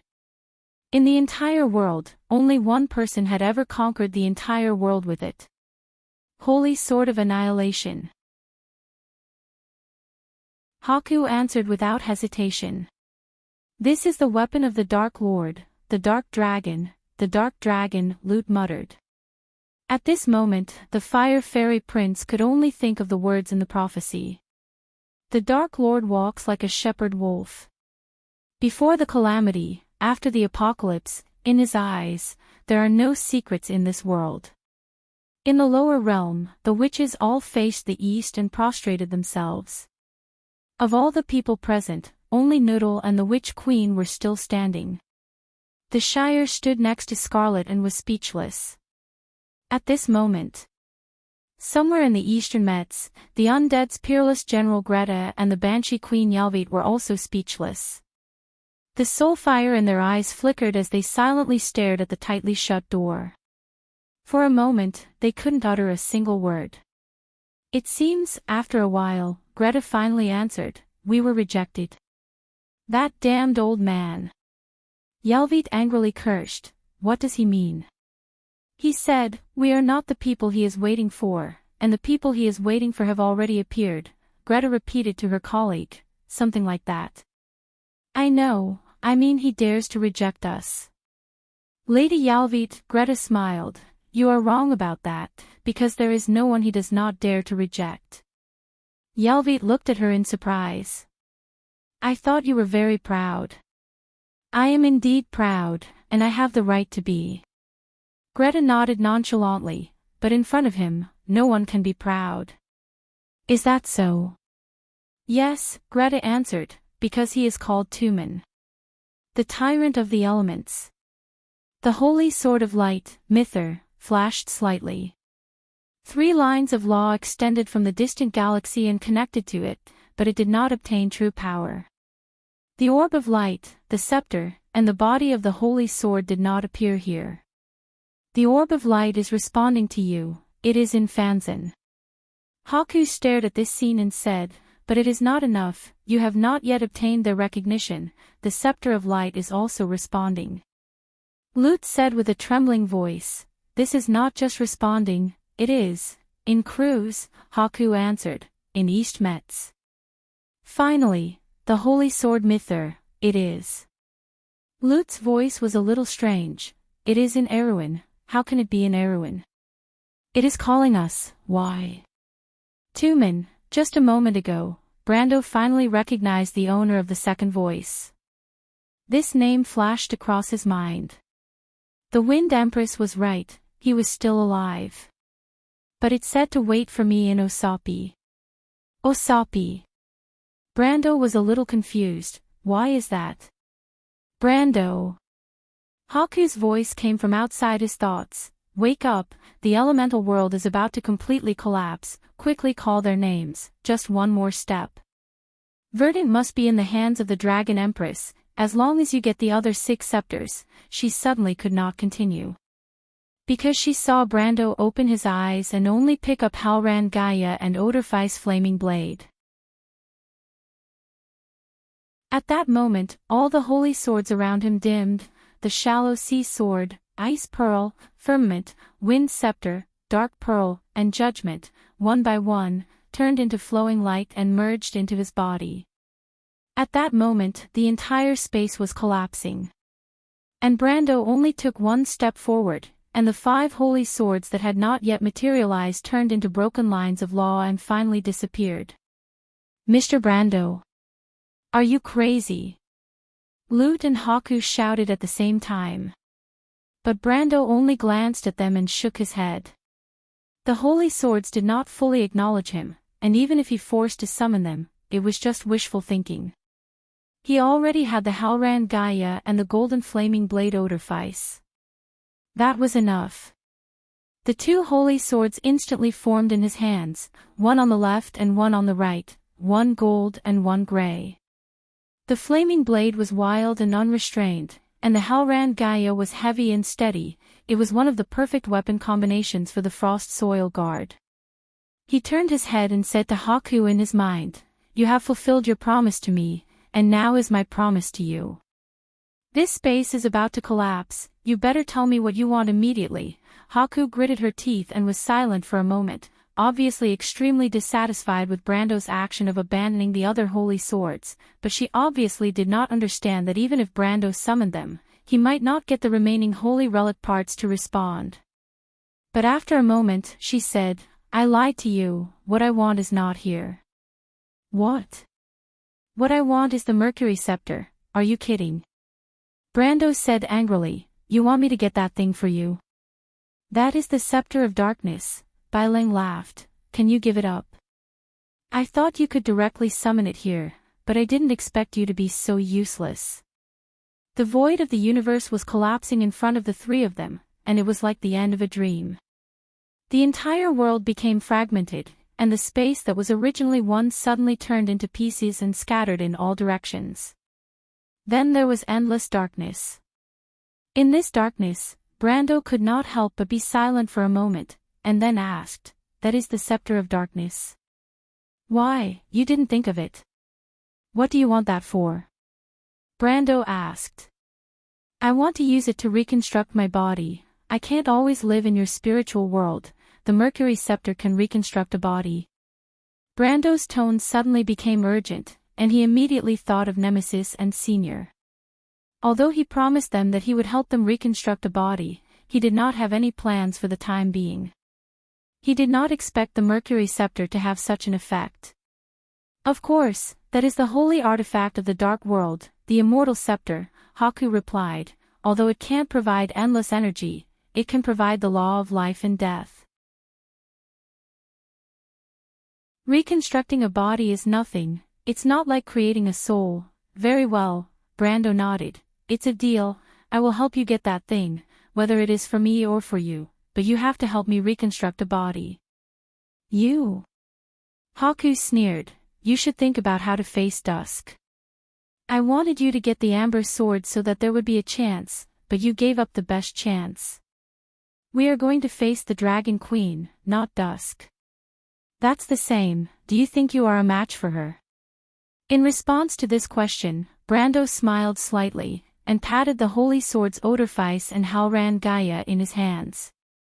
He replied, do you see it? This is the amber sword. It is also my holy spear of heaven, I have given them two names, why don't you take a guess? Haku looked at him hatefully, what are you trying to say? Brando sighed softly, he pointed to Halran Gaia and said, this one is called Saint Hassol, she is my mentor, I will always respect her, and this one. He pointed to the other sword and said, this one is called Sophie, it is my past.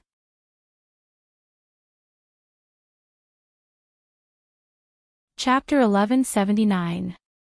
When the dream of the trial shattered, the Dragon Queen's ritual finally reached its final moment of completion.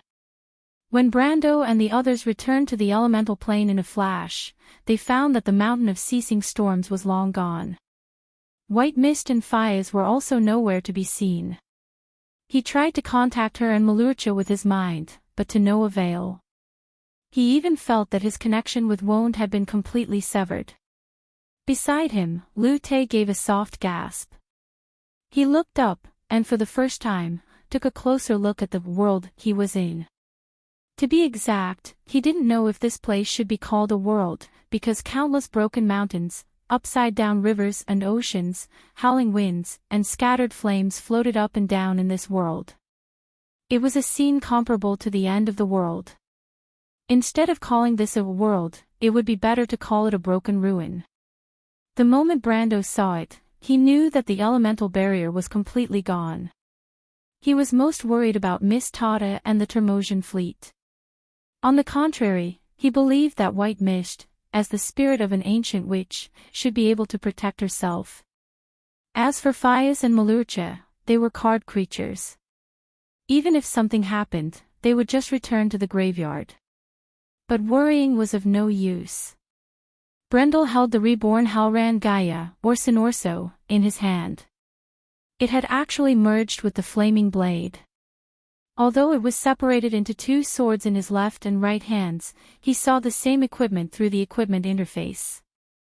It was two swords, the holy sword, Amber. It had the attributes of the original Halran Gaia, or even stronger, and also the attributes of the flaming blade. He could even transform any of the attributes at will, or freely swap the two swords in their spatial positions. It was as if they were originally one sword.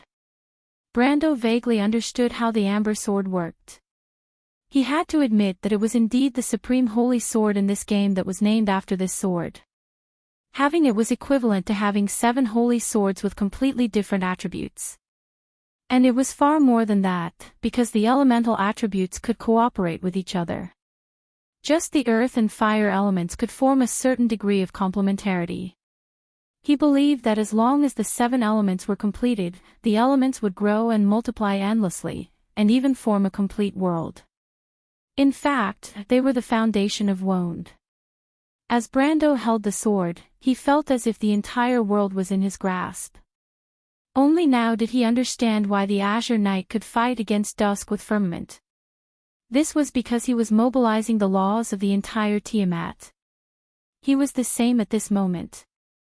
These 2 swords would be the strongest weapons of the Frost Earth Guard, and he would soon make all enemies who questioned this understand this truth. In the Amber Sword, someone once asked how strong the Frost Earth Guard was, and in fact, there was only one answer, that depended on his 2 swords. This was also the reason why Brando chose this class. He raised his head. He could vaguely sense this fragmented world. Although the elemental barrier was shattered, the broken laws still penetrated this space. The sword in his hand could naturally guide him in this world. He soon saw the Dragon Queen. Naturally, the Dragon Queen also noticed the intruder in this fragmented world at the first moment. But she did not care. She held the scepter of nature in her hand and used the verdant power to dominate this world. The authority left by the 4 elven kings appeared in this gray and fragmented space. The azure of the atmosphere, the light gray of the rocks, the dark blue of the ocean, and the crimson red of the flames each formed a huge law, surrounding the Roman in the center. No matter who it was. It was too late to stop her. When she raised the scepter in her hand to a certain position, the space suddenly trembled and opened up a portal. Evil god Frederick, who was covered in injuries, screamed and fell from it. Its tentacles fluttered up and down in the gray space, expressing the anger in its heart. It had been sleeping for thousands of years. It woke up for revenge, but it did not expect to meet its nemesis, Iroma, before it could recover to its strongest state. Never in its wildest dreams would it have imagined that Iroma, who had been sleeping for thousands of years like it, would appear to be in her peak condition the moment she appeared before it. In fact, she was even more powerful than before. And so, it met a tragic end. If that damned archangel had not suddenly disappeared in the middle of the battle, it would have been difficult for it to even come to this place alive. And Gwendolyn could not help but be slightly surprised when she saw Frederick in such a state. She did not expect that someone in the outside world could hurt it so badly in such a short time. Fortunately, she did not waste too much time to summon it, or the consequences would be unimaginable. At this moment, for the first time, she felt that the tree herder's plan did not seem to be as perfect as she had imagined. Although every detail had been considered by countless people, when it came to the final moment, there would still be unexpected situations. But at this moment, it was not up to her to change anything. The arrow was on the bow, and it had to be released. Looks like this is the last trump card you have prepared. The Roman looked at Frederick with interest. Blood of Gaia, so that's what you think. Her voice echoed hollowly in this shattered world. Gwendolyn did not intend to give the Dusk Dragon too much time. It's good that you can recognize it, she replied expressionlessly. Didn't you want to steal the secrets of the divine folk? Dusk Dragon, let us give you this great gift. Once you've absorbed and purified the bloodline, go and take the body of a true god. But maybe you will really become a god. Gwendolyn looked down at the Roman, her voice full of sarcasm. A god of order. She raised her scepter high. 2 silver and 2 golden lines, under Gwendolyn's guidance, hit Frederick from the left and right. The evil god probably never dreamed that it would be attacked by its former ally or lowly servant. It widened its octopus-like eyes and roared angrily in the air. While it was just an evil god, its power was not inferior to the insignificant demigods of that era, because it was one of the greatest masterpieces of the Truth Symposium. In that chaotic and distorted era, it was the closest thing to a god created by the survivors of Babel Fortress. But unfortunately, it was still not a god. No matter how it struggled, it could not break free from the line of law that was connected to the emerald scepter in Gwendolyn's hand. It was not that it had not experienced that feeling before. When it was first created, the blood flowing in its body had buried such reverence deep in its memory. That was the divine blood of Gaia, and no matter how powerful it was just a lowly descendant of the latter. It was a fear that was engraved in its bones, and it could not resist. And the scepter in Gwendolyn's hand seemed to be an authority left behind by Gaia herself. She held the scepter, surrounded by the law, as if that great will had come in person. That was verdant, and those who held it were the ancient kings, the chosen ones. It was both a scepter and a sword, the supreme authority that gave birth to nature and life. The poor evil god Frederick probably never dreamed that while Gaia had left this world long ago, the authority that bound it still remained in this world. And from the moment the surviving divine people of Babel Fortress created it, this sword of Damocles was hung high above its head. And all Gwendolyn had to do was to put down the blade. This was not her plan alone, and she just happened to be the one to carry it out in this era. To be precise, countless people had sacrificed their lives for it, and today, this plan had reached its end, becoming a sacred and crazy cause. Without a doubt, Gwendolyn did not dislike madness, and she intended to carry it out to the end. The law left behind by the four elven kings, the twisted and evil divine bloodline created by the divine people, and the authority called verdant in her hand, reality proved that even in the end, Martha had left hope for her people. This was the hope of Mother and the divine people. So what she did must be the right thing. The world had been destroyed many times, but not by the hands of Dusk, but by Martha and the divine people working together to restore order to the world. Every time a disaster came, countless lives would be destroyed. So what if the elemental barrier collapsed? Everything was for the final result. You damned bitch. When the evil god Frederick saw the merchant lady bound in the center of this world by layers of laurel runes, it understood its possible fate. Its roar was like a tidal wave, raging in Gwendolyn's spiritual world. But the latter's face was only slightly pale, and her expression was still unmoved.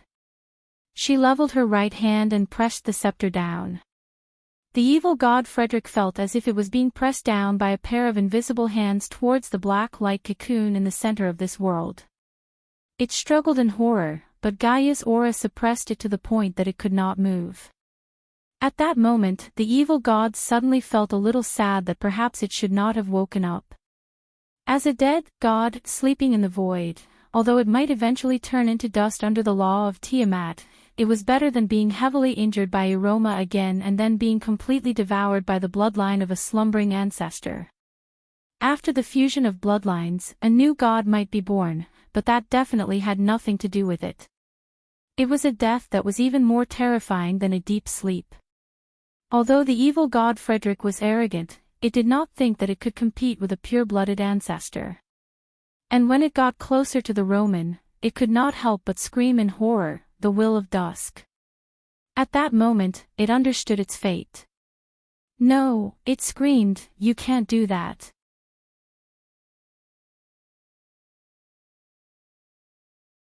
Chapter 1180. No, it shrieked. You can't do that. Seeing that Gwendolyn was unmoved, Frederick shrieked even louder. Damned lunatic, stop. You don't understand what you're doing.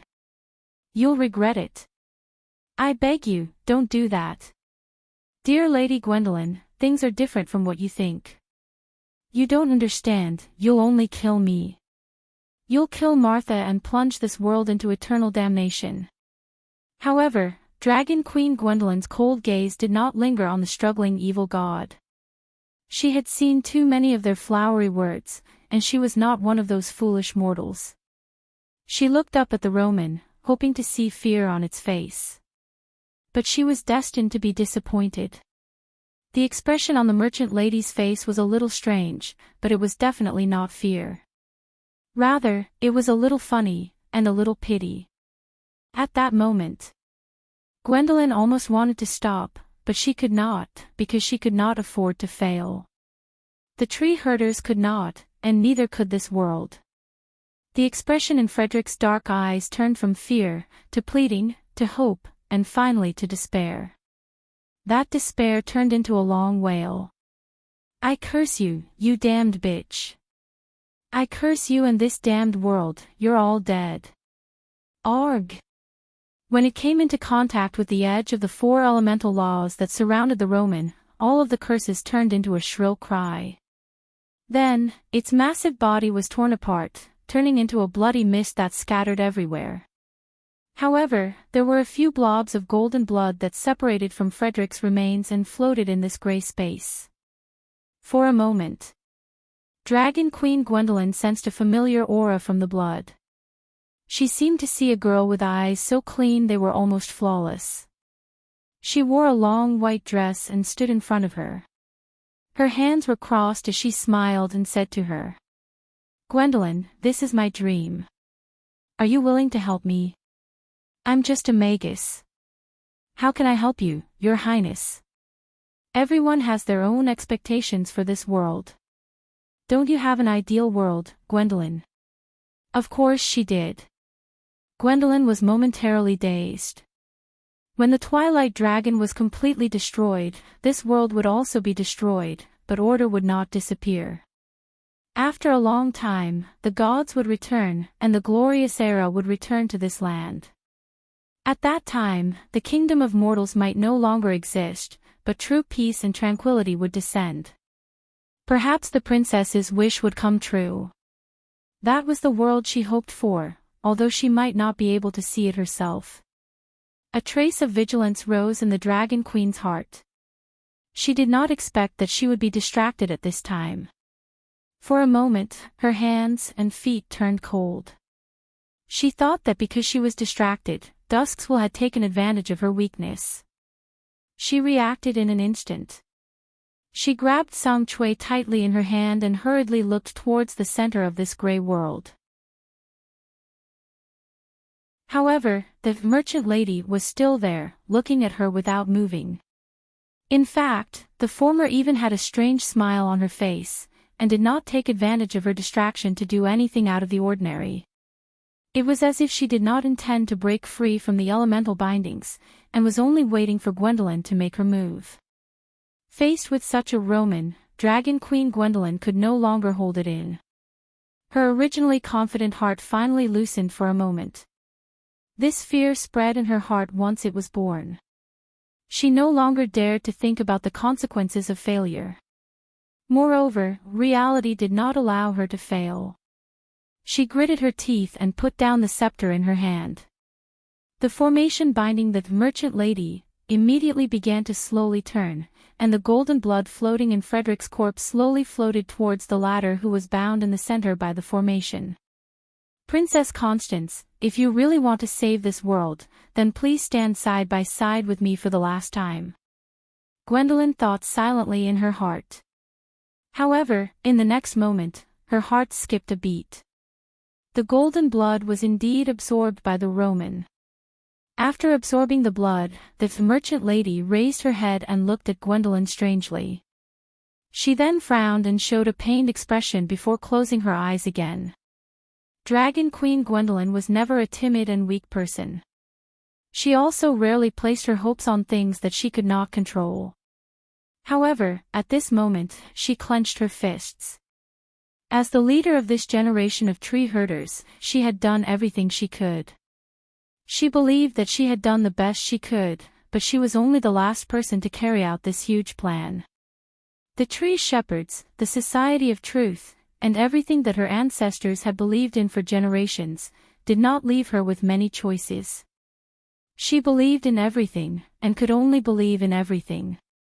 Unless Martha had completely abandoned this world and her people. Fortunately, everything seemed to be developing in a good direction. The Twilight Dragon was in a deep sleep because the body it was residing in had absorbed the purest Gaia's blood. In the little body of the baby girl 60 years ago, there were now 3 souls and wills existing. The Silver Queen's pure and kind will, and the little girl's pure and flawless will of the divine people, were now like an invisible cage, trapping the Twilight Dragon in this body. It was completely isolated from all other forces, whether it was the power of chaos or the power of order. Perhaps it would not take too long. However, she was lucky that she did not need too long. After nearly 10,000 years of preparation, this trap finally took effect. The cage was located in the center of this world, in the center of the elemental barrier, in the center of the law of Tiamat, and also in the absolute center of Wond. This was the best chance to kill it. And Martha also left this last hope. She raised the emerald in her hand and took one last look at this world. This might also be the last glimpse of this world, because it would soon turn into nothingness, along with the 4 elemental planes. Then, the law of Tiamat surrounding Wond would completely collapse, just like what had happened in the previous 5 eras. Civilization had been destroyed and reborn several times. But this time, the enemy of order, the Twilight Dragon, would be buried with it. This was the first time it had descended into this world, and it would also be the last time. Just like what the gods and Martha had done. And the next time civilization was rebuilt on the ruins of this era, there would be no more pain and despair in this world, and the dark forest would no longer invade the borders of civilization. The magic tide had long subsided, and it might be a glorious era full of infinite hope. It belonged to the divine people and the gods who had returned. Your Highness, you can rest in peace. Gwendolyn sighed. But suddenly, she felt that she had lost her connection with the scepter of nature in her hand. It was a huge shock, and the Dragon Queen thought that she was hallucinating. She looked up and was shocked to find countless silver lines of law appearing from the void, and they were connected to the scepter of nature in her hand, the emerald. The emerald seemed to have developed some sort of self-consciousness, and it flew out of her hand and slowly rose into the void. Then, she saw in horror that the entire world started to darken. Then, a voice rang out. How sad, who is it? Gwendolyn screamed. She could tell that it was not the will of the Twilight Dragon, and while this voice was just as strange, it sounded more human. To be precise, it was more emotional. It sighed deeply, as if it was infinitely regretting something. No. Gwendolyn suddenly recognized the voice, and her face was full of disbelief. How is this possible? What, you can't recognize me, Dragon Queen? The voice spoke again. It was a little thin, and while it felt cold, it was indeed the voice of a young girl. But this time, Gwendolyn could hear it even more clearly. It was indeed the voice of the young girl. She had not seen her many times, and the only thing she knew about her was that she was called Roman, but what did that have to do with her? She was just a country girl born in Butchie. If not for the will of the Twilight Dragon in her body, she would not even bother to look at her. You are, aren't you curious why I would fight with a young girl for control of this body? The young girl's voice echoed in the space. She is me, and I am her. What's the difference? You have always been the Twilight Dragon. Dragon Queen Gwendolyn felt as if she had been struck by lightning. She finally understood what had happened. The will of the Twilight Dragon had given up its existence from the beginning, and the young girl born in Butchie had been the Twilight Dragon from the beginning, but she had thought that she was just a temporary body for the will of the Twilight Dragon. So, her imagination of using the will of the Roman and the Silver Queen to restrain the Twilight Dragon was simply wishful thinking, and the funny thing was that she had actually believed it to be true. But she could not believe that the Twilight Dragon dared to do this, dared to let herself become an ordinary human girl. If she had been killed before the Twilight Dragon awakened, then there would never have been a Twilight Dragon in this world. Gwendolyn stood there in a daze for a moment. The tree herders had spent tens of thousands of years, and she and her teacher had gone through all kinds of twists and turns, even sacrificing what Constance had done, awakening the Twilight Dragon and then killing it. It would have been better to just kill the baby girl when she first saw her, and then there would never have been any problems later. The princess did not have to die. The elemental world did not have to be destroyed.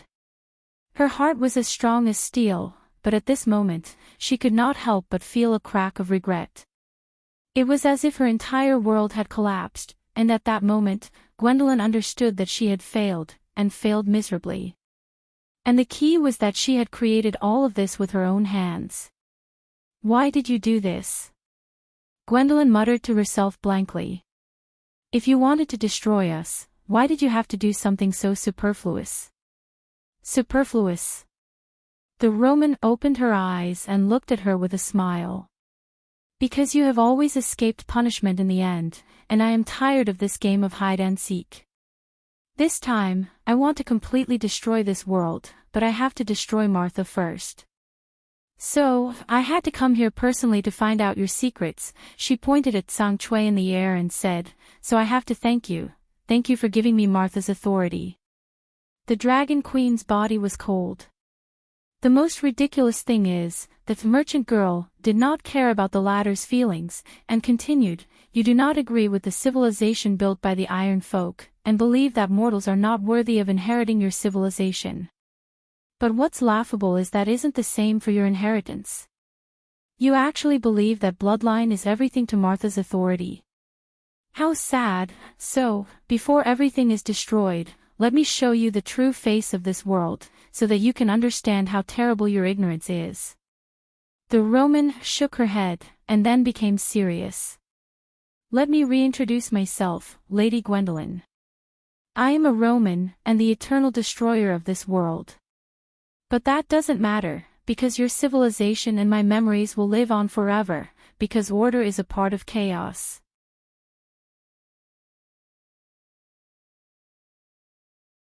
Chapter 1181. No, it can't be wrong. This plan, our plan, it must be perfect. Like an empty shell that had lost its mind and soul, Gwendolyn's eyes were filled with extreme fear. She clenched her teeth and used the last of her courage and strength to fight for control of Verdant. It was as if it was the only thing she could do, but it looked more like the final struggle of a drowning person. Sweat gathered on her cheeks and slender chin like a stream. Even as she allowed her hands to shoot out lines of law and apply them to the scepter in the air, her skin was so pale that it lost its color. The thin layer of crystalline skin beneath the pale blue veins were clearly visible, and soon began to tremble. Even so, the emerald scepter that resembled a dream still flew resolutely into the hands of the Roman. The merchant lady smiled within the black cocoon of light as she raised her right hand, allowing Verdant to land on her fair palm. Then, she closed her fingers and grasped it. In that moment, Gwendolyn felt her vision darken. It was as if she had been struck by a 14 circle returned to dust, a spell from a great wizard who had stepped into the realm of saints.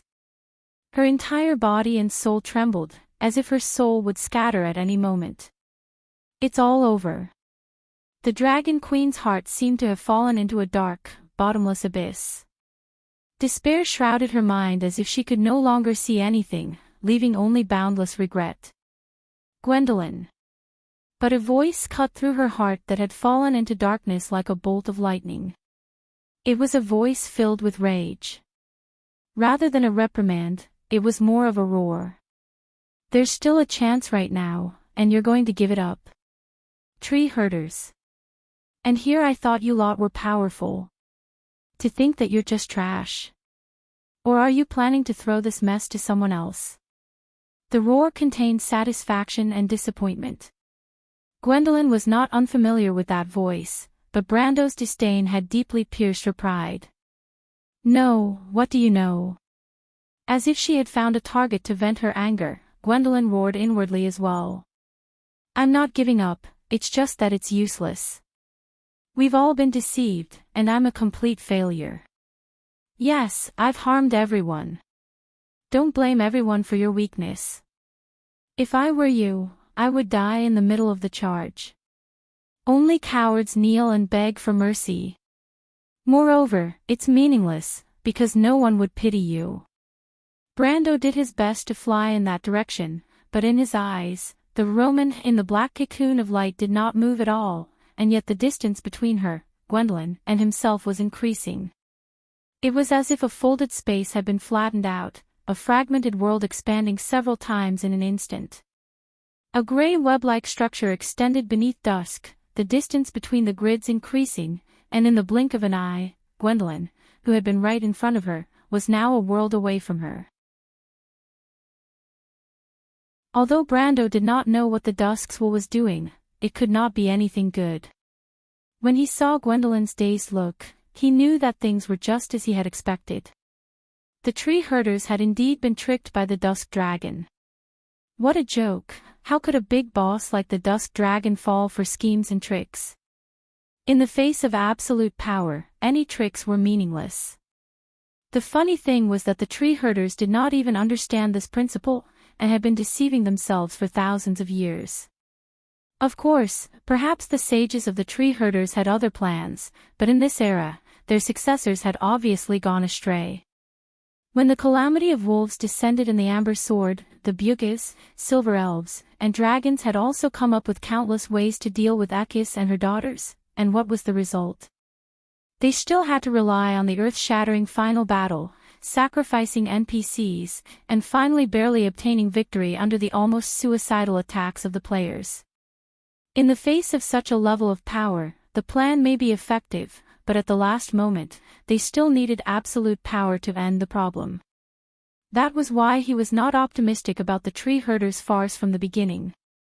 Probably only people like Endesha, who had been brainwashed by faith and doctrine, would firmly believe in their success. But what angered him the most was that the Dragon Queen and Endesha had hurt countless innocent people because of this farce. The Silver Queen's death, Cruz's war, and even Erwin's heroic spirit in the Battle of Ampere Seal, and the tragedies of many families who had lost their loved ones, they were all blamed on these people. At the end of the day, they were actually planning to give up. Waiting for death had never been Brando's character, otherwise he would have left the Amber Sword with his senior, instead of going from Erwin to Saint Tassel, then from Saint Tassel to Fanzan, joining the Grecius Knight Order and constantly tangling with the skeletons of Madara. His creed had never been to bend the knee and surrender. Even if he died, he would leave a deep scar on the enemy's body. People of the Empire, you can kill me, but you can't conquer me. These were the last words left by Hurst, the rebel of Anzaruta, the proudest hero of the Highlanders, and also one of Brando's mottos in the game. Therefore, Gwendolyn's weak behavior at the last moment deeply angered him. If they had persisted to the end, he might have looked at the high tree herders, but their behavior at this moment was undoubtedly blasphemous to all those who had once believed in them, including the wronged souls who had died by their hands. Brando's words finally had some effect, and Gwendolyn's eyes regained their vigor. In fact, she was not weak, but she could not bear everything that the tree herders had spent tens of thousands of years preparing, only to be proven to be a laughable joke in the end. But she herself was not afraid of death. Yes, he was right. She was not someone who would let others laugh at her. Even if her opponent was the Twilight Dragon, it did not make a difference. She was the Dragon Queen Gwendolyn, and this name meant pride. Gwendolyn raised her head and let out a roar, and a pair of dark wings grew out from behind her. She gently flapped the wings, and then her body began to grow, her neck became longer and longer, her 5 fingers grew long claws, horns grew on her forehead, and she was covered with thick black scales. A tail also grew out from behind her. In the blink of an eye, she had become a huge black dragon. She was not a young female dragon like Alaz. She had a long lifespan, rich knowledge and experience, and had inherited the bloodline of the ancient dragons. Many years ago, Gwendolyn had the qualifications to be called an ancient dragon. She raised her head, reaching up to the sky and down to the ground. Just her tail alone was hundreds of meters long, and a pair of wings covered the sky. Compared to when Brando saw her original form in Woned, she was many times bigger. Brando knew that this was because this was a world of elements and spirits, and the bloodline and spiritual power of the dragons were the strongest in this world. But the Roman did not even look at her. "Brando, are you going to attack me too?" Brando, who was trying his best to fly between the Roman and Gwendolyn, seemed to have been stabbed in the chest.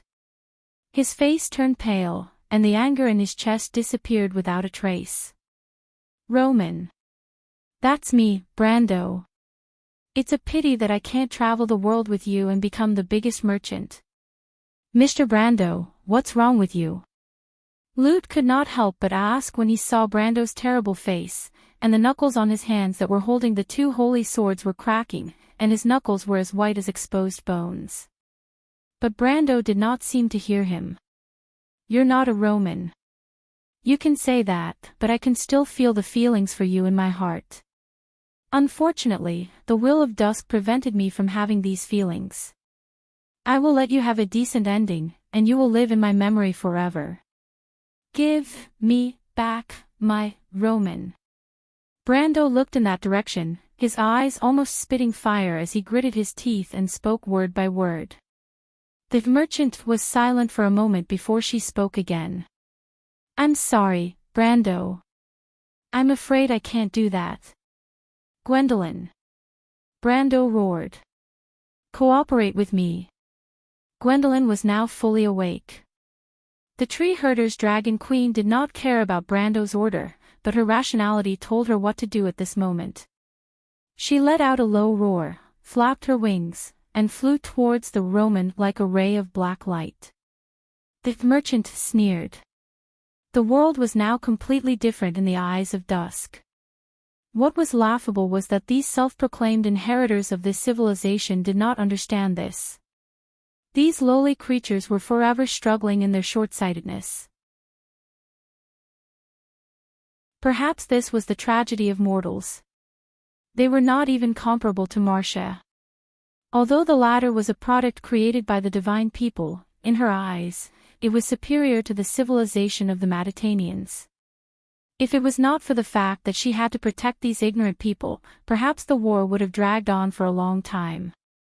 What was laughable was that it was these people she protected who personally delivered their lives into her hands. That's why order is short-lived. She sneered. The space around them began to change. Gwendolyn, who was flying towards the Roman at full speed, suddenly saw many unfamiliar scenes. There were many strange things in this fragmented elemental world. It was a silver network that floated in a pitch-black space. Below the network was a blue continent.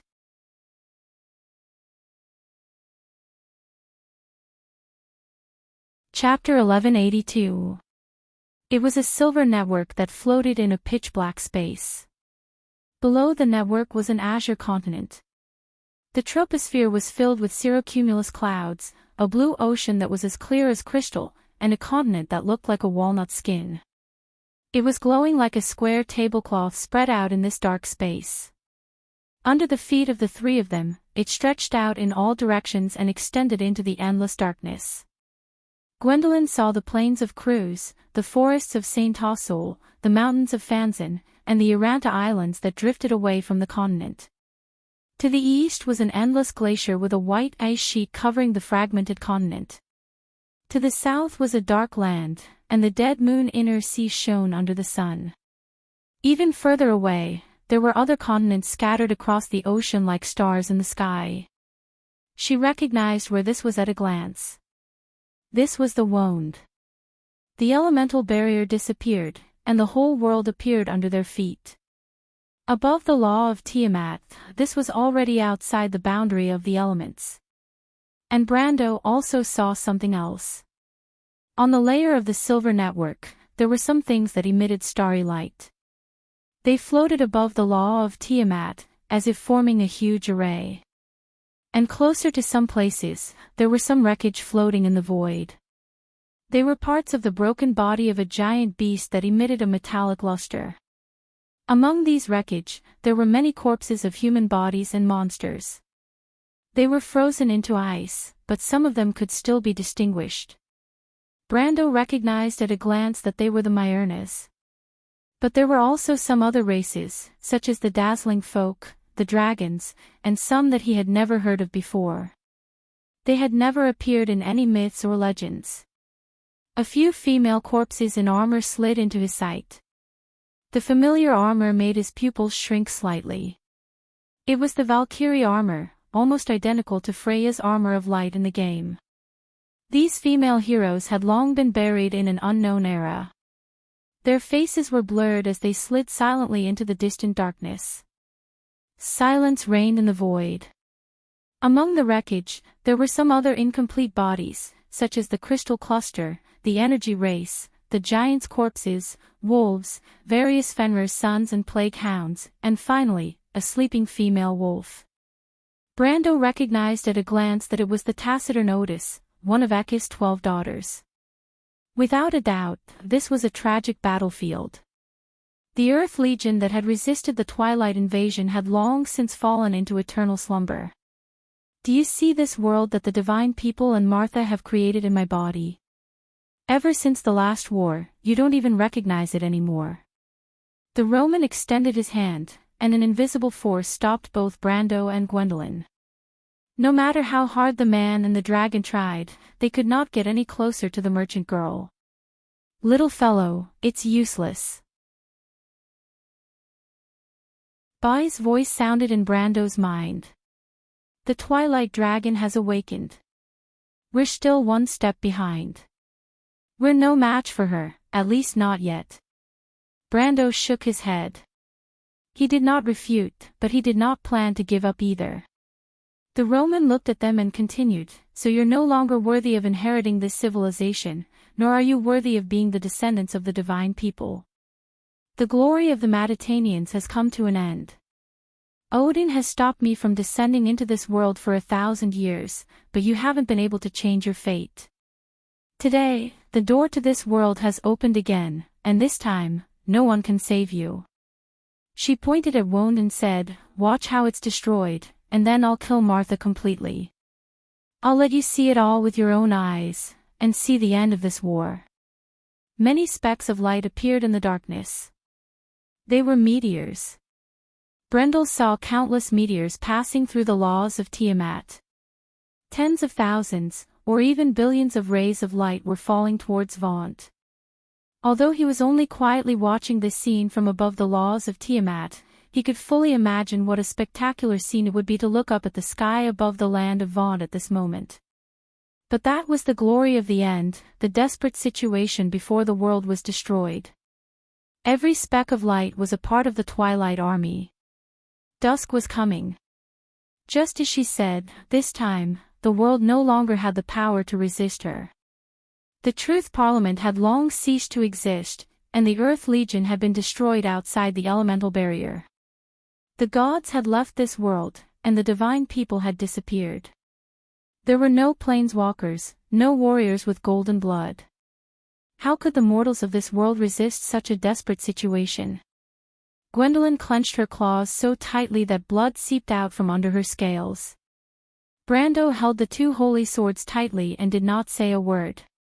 East of the Cruz Plain, in the mountains of Metz, in the hills of Anzaruta, on the quietly flowing Vargas River, in every region around the sublime inland sea. When people looked up, they saw the bright starlight descending.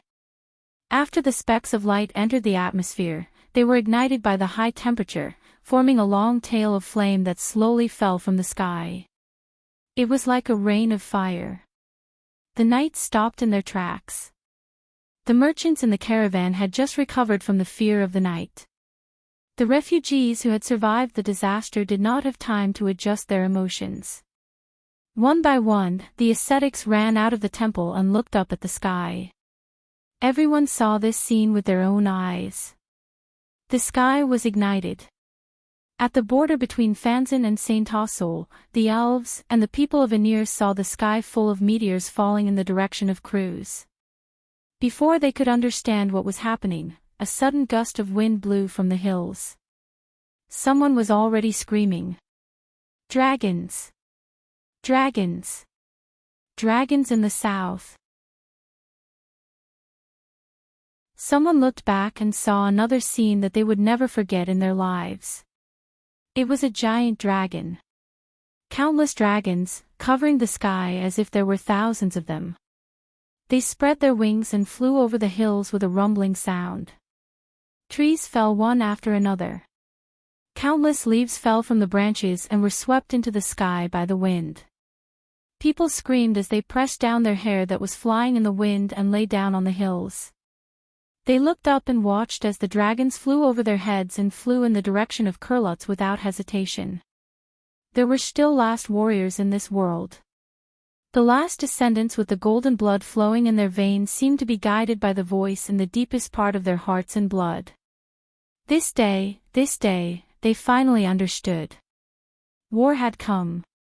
And in Rushta, the capital of the empire, dusk and the end of the world came first. From the moment dusk awoke, all the crystal clusters in the city paused for a moment. Then, they neatly turned in one direction, moving in that direction along the ruins, burning buildings, and broken streets in an orderly manner. At the end of this road was the garden of the White Rose of the St. Cantifer Palace. In this 1,000-year-old palace, the sound of fighting and screams suddenly sounded. The Shire and Medish's preparations for the defense played a role. With their cooperation with the Flame Family Knights, the Knights took advantage of the terrain and blocked the crystal clusters outside the tunnel. But even so, there were still countless people who lost their lives in the hall outside. Not to mention, the entire city of Rushta, which had hundreds of thousands of people, had already turned into a scorched earth. The royal family's long-distance teleportation array must be provided to the nobles first. In fact, only 1 in 10 of the nobles in the inner city managed to escape, let alone the civilians outside the city. Medisha obviously understood the tragic scene outside, but Brando wasn't here. She couldn't interfere with the decision of the royal family of Cruz. Besides, even if the Lord was here, what could he do? You had no reason to blame anyone who escaped first. Perhaps some people could be noble enough to give their chance to escape to others, but you couldn't force everyone to be as perfect as a saint. The Shire patted the little princess on the shoulder. Don't think too much. Lady Canudel said that dusk has come. This is a disaster for the whole world, a fate shared by everyone. I understand. Medisha nodded. She felt the tremors outside the tunnel and knew that they couldn't defend it for long. How many people haven't been teleported? What about Scarlet? The crystal clusters are probably here for the Azure Lance, the Shire replied. I asked Ovina's opinion and forcibly sent Miss Scarlet away, but Miss Ovina stayed. She wants to go with us. Medisha nodded. What about us? How long do we have to wait here? The Shire asked. I don't know, but I can't leave first. I think if the Lord was here, he would make the same decision. Medisha glanced outside and walked to the door. We can't save everyone, but we can at least save ourselves. As you wish. Now I just hope that the Lord can come back soon. Another rumble came from the ground. It was as if the whole tunnel was shaking. Dust rustled from the ceiling and many people fell down in screams. The Shire saw little Nedwin walk out with a serious face. He saw them and asked, "What's going on? What happened now?" The Shire was about to say that they didn't know, but at that moment, he saw a knight of the Flame family, whose face was covered in blood, stumble in from outside. When they saw him, he shouted, "My lords, we're in big trouble." A meteorite pierced through the dome of the banquet hall and hit the entrance of the tunnel. Many of us died, and, don't panic, speak slowly.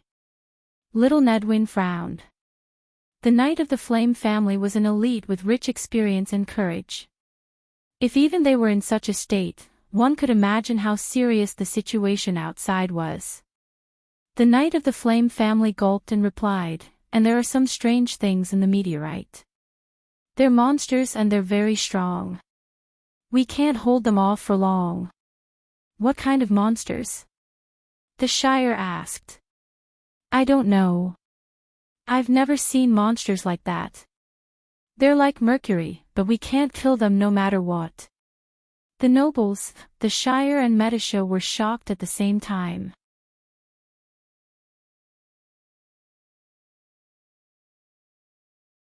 Chapter 1184. Brendel watched this scene quietly. The light from the falling meteors made his cheeks pale. Halran, Gaia and Odorphis were gripped tightly in his left and right hands respectively. The tips of the swords drooped down, and a golden line extended from the hilt to the tip of the swords, shining faintly. 2 people and 1 dragon formed a huge equilateral triangle outside the elemental domain. Dragon Queen Gwendolyn's eyes seemed to be flowing with golden lava, burning fiercely as she stared at the twilight dragon Roman. Among the 3 of them, only Romaine was calm. She reached out her hand to the back of her head, and her white wrist shone under the light of the meteors. Her long hair was tied up behind her head, and strands of dark brown hair seemed to reflect the golden light at the edges. She smiled at the 2 of them, and there was a slowly spinning black vortex in her eyes. In the deepest part of her eyes, there was a faint dark red light flashing. That light did not shine with a cold and cruel color. It was just disdain, as if it was looking at 2 children who overestimated themselves. Give up, Brando did not think about this problem.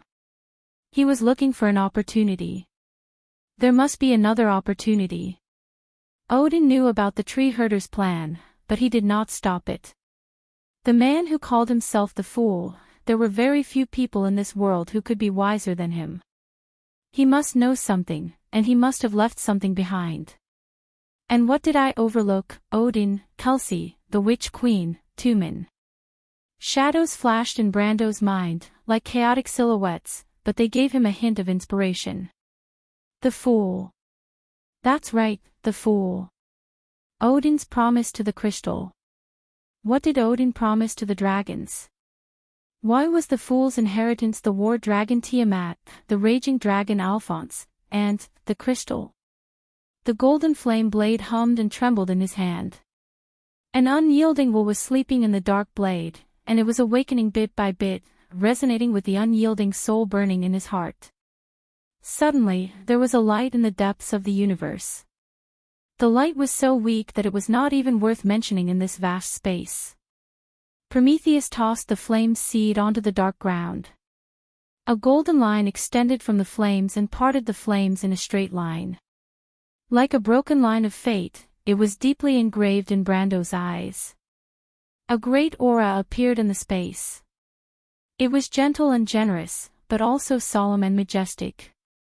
It was like a voice, narrating in ancient history, "Those who are blessed by me are my people." The golden thread passed beneath Dragon Queen Gwendolyn. Roar! Dragon Queen Gwendolyn immediately raised her neck, spread her wings, and let out a howl. Brando saw golden lines appearing on the latter's body. The golden lines extended out and were distributed between her thick scales. They were in the same direction as the texture of her muscles. The lines were buried in between, and it was exceptionally beautiful. There was no pain in Gwendolyn's long howl. There was only the pleasure of gaining power and being filled with it. When she opened her bright golden eyes again, the scales all over her body had already been replaced by golden dragon scales, and she swept her claws forward. Crack! The sharp claws collided with the invisible barrier of dusk, drawing out 5 bright golden sparks. The Roman finally showed a look of shock. Then she reacted and said in shock, "Damn it, Crystal, you're doing it again." The nodes of the Tiamat network suddenly lit up. There were a total of 17 bright stars, and they lined up to form the constellation of the Wisdom Dragon Crystal. Following the Dragon Queen's claw, each of the 17 stars shot out a blazing light beam, shining towards Miss Merchant who was in midair. What kind of attack was that? Even from miles away, Brando could feel the unbearable heat. His body attribute was already that of the sage, and he was only a step away from the perfect body. One could imagine that if any of these 17 beams hit the wound, it would instantly vaporize everything within thousands of miles, and turn an entire kingdom into scorched earth. The so-called earth-shattering attack of the sage was so weak that it was not even worth mentioning. Brando immediately thought of the divine punishment recorded in the legends. In fact, Archangel Iroma had also displayed such power, but she had borrowed the power of the Holy Sword, and it was much weaker than this. But when he thought back to that scene, it felt somewhat familiar. This is the power of the Holy Sword, Brando reacted. The Holy Sword. The Dragon Queen Gwendolyn was actually the Holy Sword. His body reacted faster than his brain. When the 17 stars that represented the wisdom dragon lit up, the Roman turned her attention over. She stood in the air and pointed her white index finger in that direction. Dozens of black vortexes appeared in front of her, and in the next moment, beams of terrifying heat hit the center of these vortexes and locked them in a stalemate. At that moment, it was as if a bolt of lightning flashed through Brando's mind. As if he did not need to think, the odorfice in his right hand shot out a bright pillar of fire, and from top to bottom, he slashed towards Dusk. This slash. There was no thought, no worry, as if there was no front and back, and it was here and there. Brando felt as if he was in a world that was both slow and fast. He looked at the tip of the sword in his hand, drawing a golden line in front of his eyes.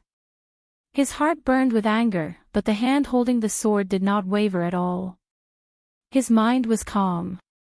At that moment, all the secrets of the universe were revealed in front of him. Line segments intertwined with each other. Whether it was Tiamat, the elemental barrier, the continent of Vaunt, or even the blue ocean and the convoluted clouds in the atmosphere, they were all intertwined with line segments. The lines of different colors described different laws. The sun rose and set, the tides rose and fell, the trade winds went back and forth, the mountains rose and fell, all things prospered, and the fire of civilization shone. Everything was arranged by the laws of all things and all things. This was the sword of the End Realm. At that moment, Brando clearly knew that he had once again touched the threshold of the End Realm. He even clearly knew that this was just a flash in the pan, but it indicated that his future path had been paved. From the extreme realm to the Saint Realm, there was only one path left. The mysteries of the laws were like a big book that was opened in front of him. It was a golden crescent moon. It cut open a bright and eye-catching narrow light in the dark universe.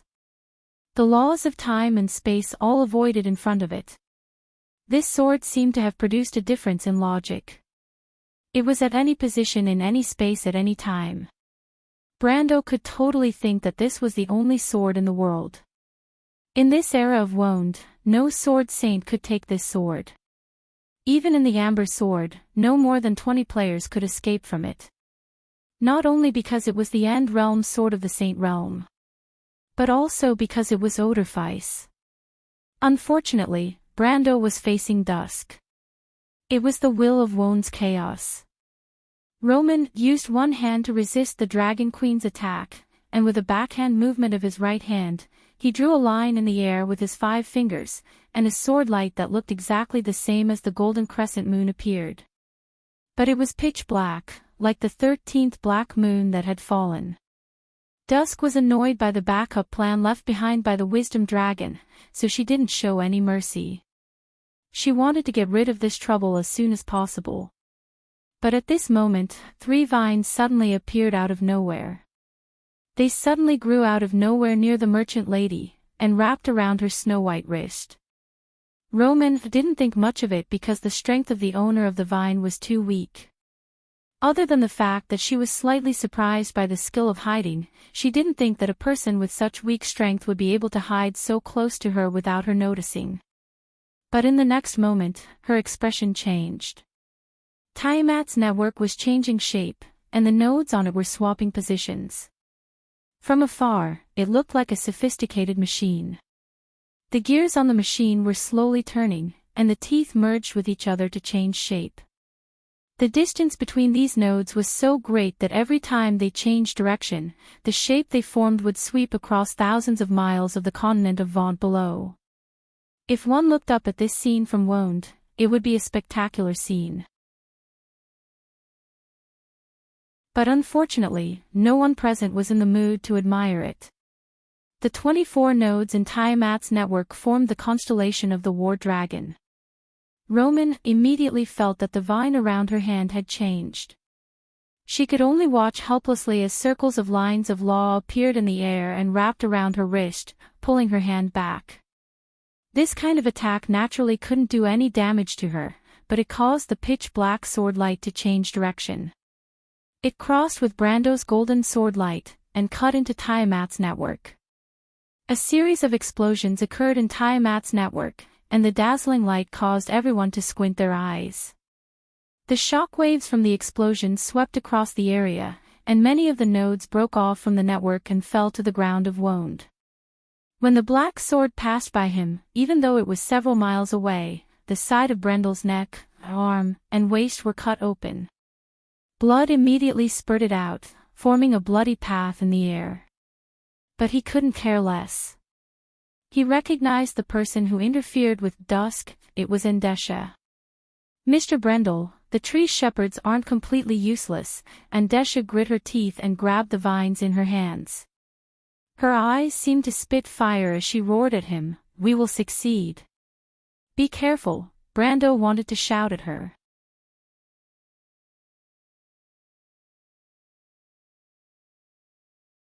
Chapter 1185. Be careful, Brando wanted to shout at the woman, but it was too late. The Will of Dusk grabbed the vine that was wrapped around Endesha's hand and pulled her towards herself. The Will of Dusk turned her hand into a blade and slashed at Endesha's chest, stabbing straight into her heart. The Lord of Decay from Tree Herders widened her eyes, and the purple light in her eyes quickly dimmed. She stared at the Dragon Queen not far away and tilted her head back.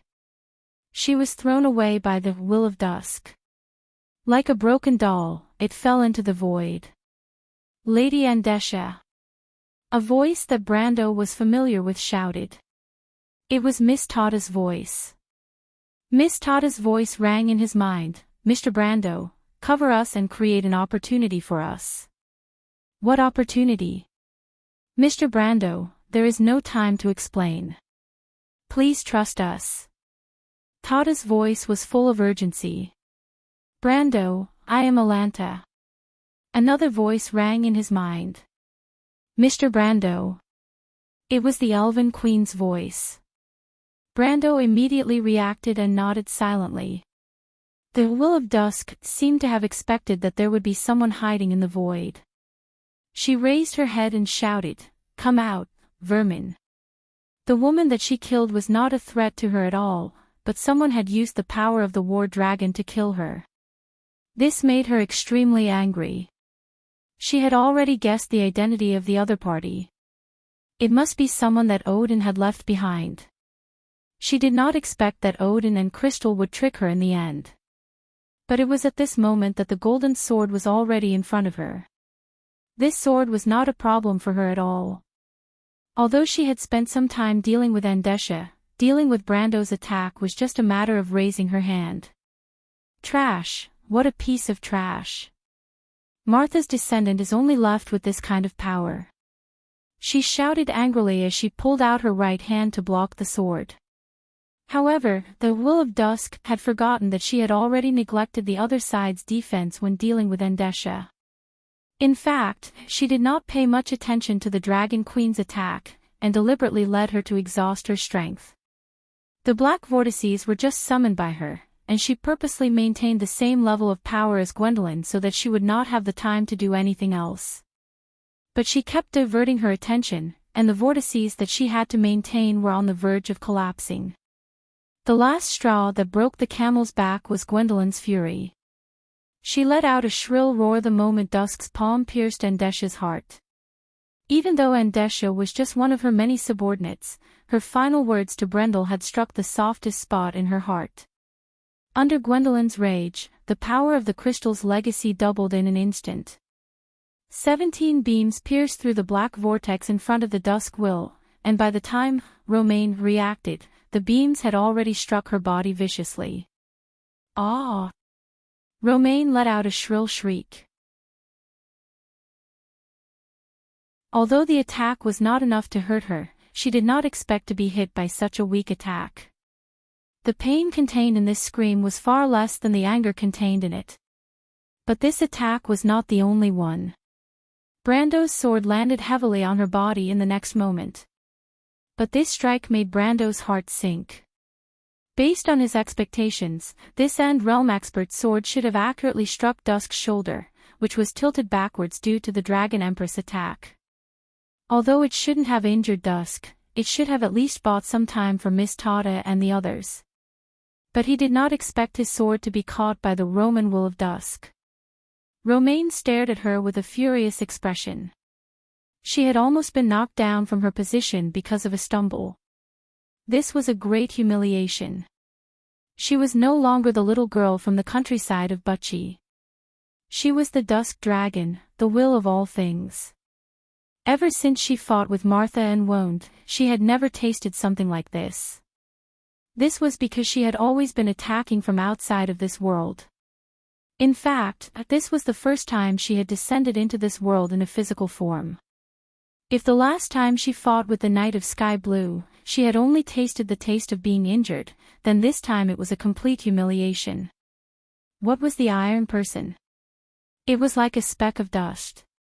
Anyone who was hit by an ant would feel humiliated. At this moment, the will of the Dusk Dragon was filled with such anger. This was very strange. She felt that she shouldn't be so emotional. To the chaotic will, everything was nothing. No matter if it was glory, faith, ideals, or humiliation, they were all worthless. It was as if this world was not worth mentioning in her eyes. She shouldn't feel any extra emotions. However, she found that she was uncontrollably affected. Ever since she had been sealed by Canudel for more than 10 years, the emotions of the Roman and the kindness of the Silver Queen had unavoidably begun to affect this body. This was not a small matter. If the Roman was just one of the personalities of this body, then she could easily devour him. However, she knew that the Roman was just an extension of her will. Her will had fallen into a deep slumber and was affected by the kindness of the Silver Queen. No matter how strong she was, she could not devour her. As for devouring the kindness of the Silver Queen, it was a little too late. Dusk did not know whether this was good or bad. It was as if she had never felt human emotions before. She was extremely confused, but at the same time, she was even angrier. Because all of this was because of these damned insects. Get lost! She screamed angrily. Brando felt a terrifying power coming from his sword. The power was irresistible. It was as if the power could split heaven and earth. It was directly transmitted into his body. His vision turned black, as if he was about to fall into a world full of illusions. However, at this critical moment, he stared at the Roman's distorted face.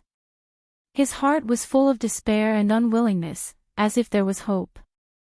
The Halran Gaia and the blade of golden flame in his hands became extremely bright at the same time. The power of the law instantly formed a barrier in his heart. The power of the Twilight Dragon crashed into it like a tsunami. Brando immediately spat out a mouthful of blood. However, he seized this opportunity and threw away the two swords as if he didn't care about his life. He stretched out his hand and grabbed the Roman's collar, as if he wanted to pull the latter out of the black cocoon. At that moment, the will of Dusk was furious. She grabbed Brando's throat and pulled this arrogant guy up. Damn you, I wanted to leave you with an intact corpse. Roman. Even though Romaine was small, Brando felt as if he was being grabbed by the throat by a giant. He shouted with difficulty. Wake up. She is not you. Think of your dreams. Do you still remember our promise? Romaine tilted her head and looked at Brando, a disdainful sneer on her face. wake up. This is the awakened me, a complete me. As for the foolish village girl you like, she's just a fragment of my memory.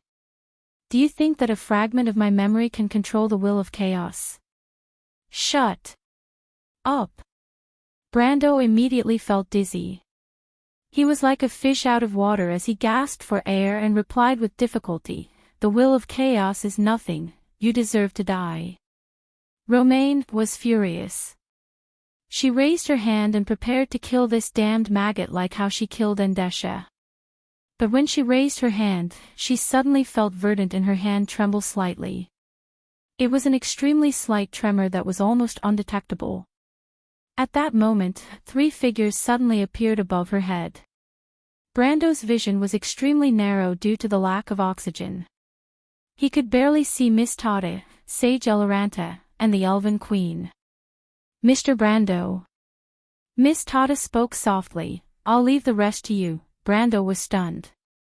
He was dizzy and did not know what was going on. He saw Miss Fairy pointing her finger at him and making a light stroke.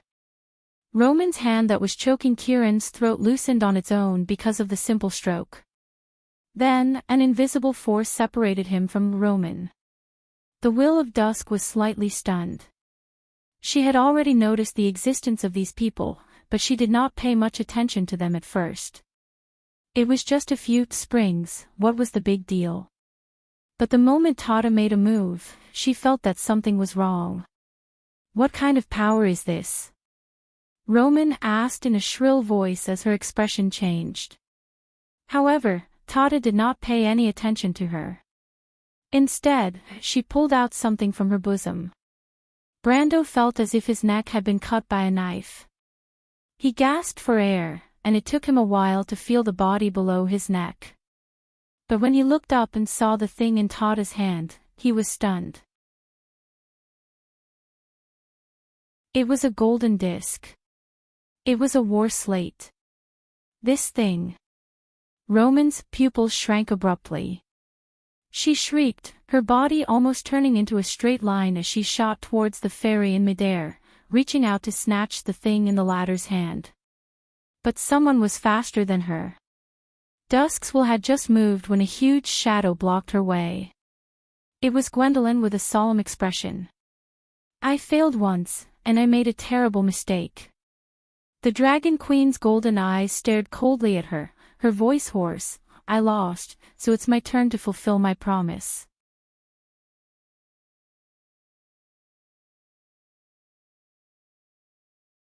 Chapter 1186.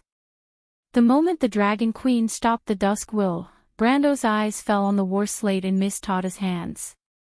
The slate was half the size of a palm and less than half an inch thick. Miss Tata had to use both hands to hug it.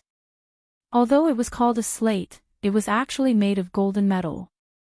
The surface of the slate was etched with lines that formed a magic circle or some text. These words were passed down from an ancient era and looked like patterns made up of circles and triangles.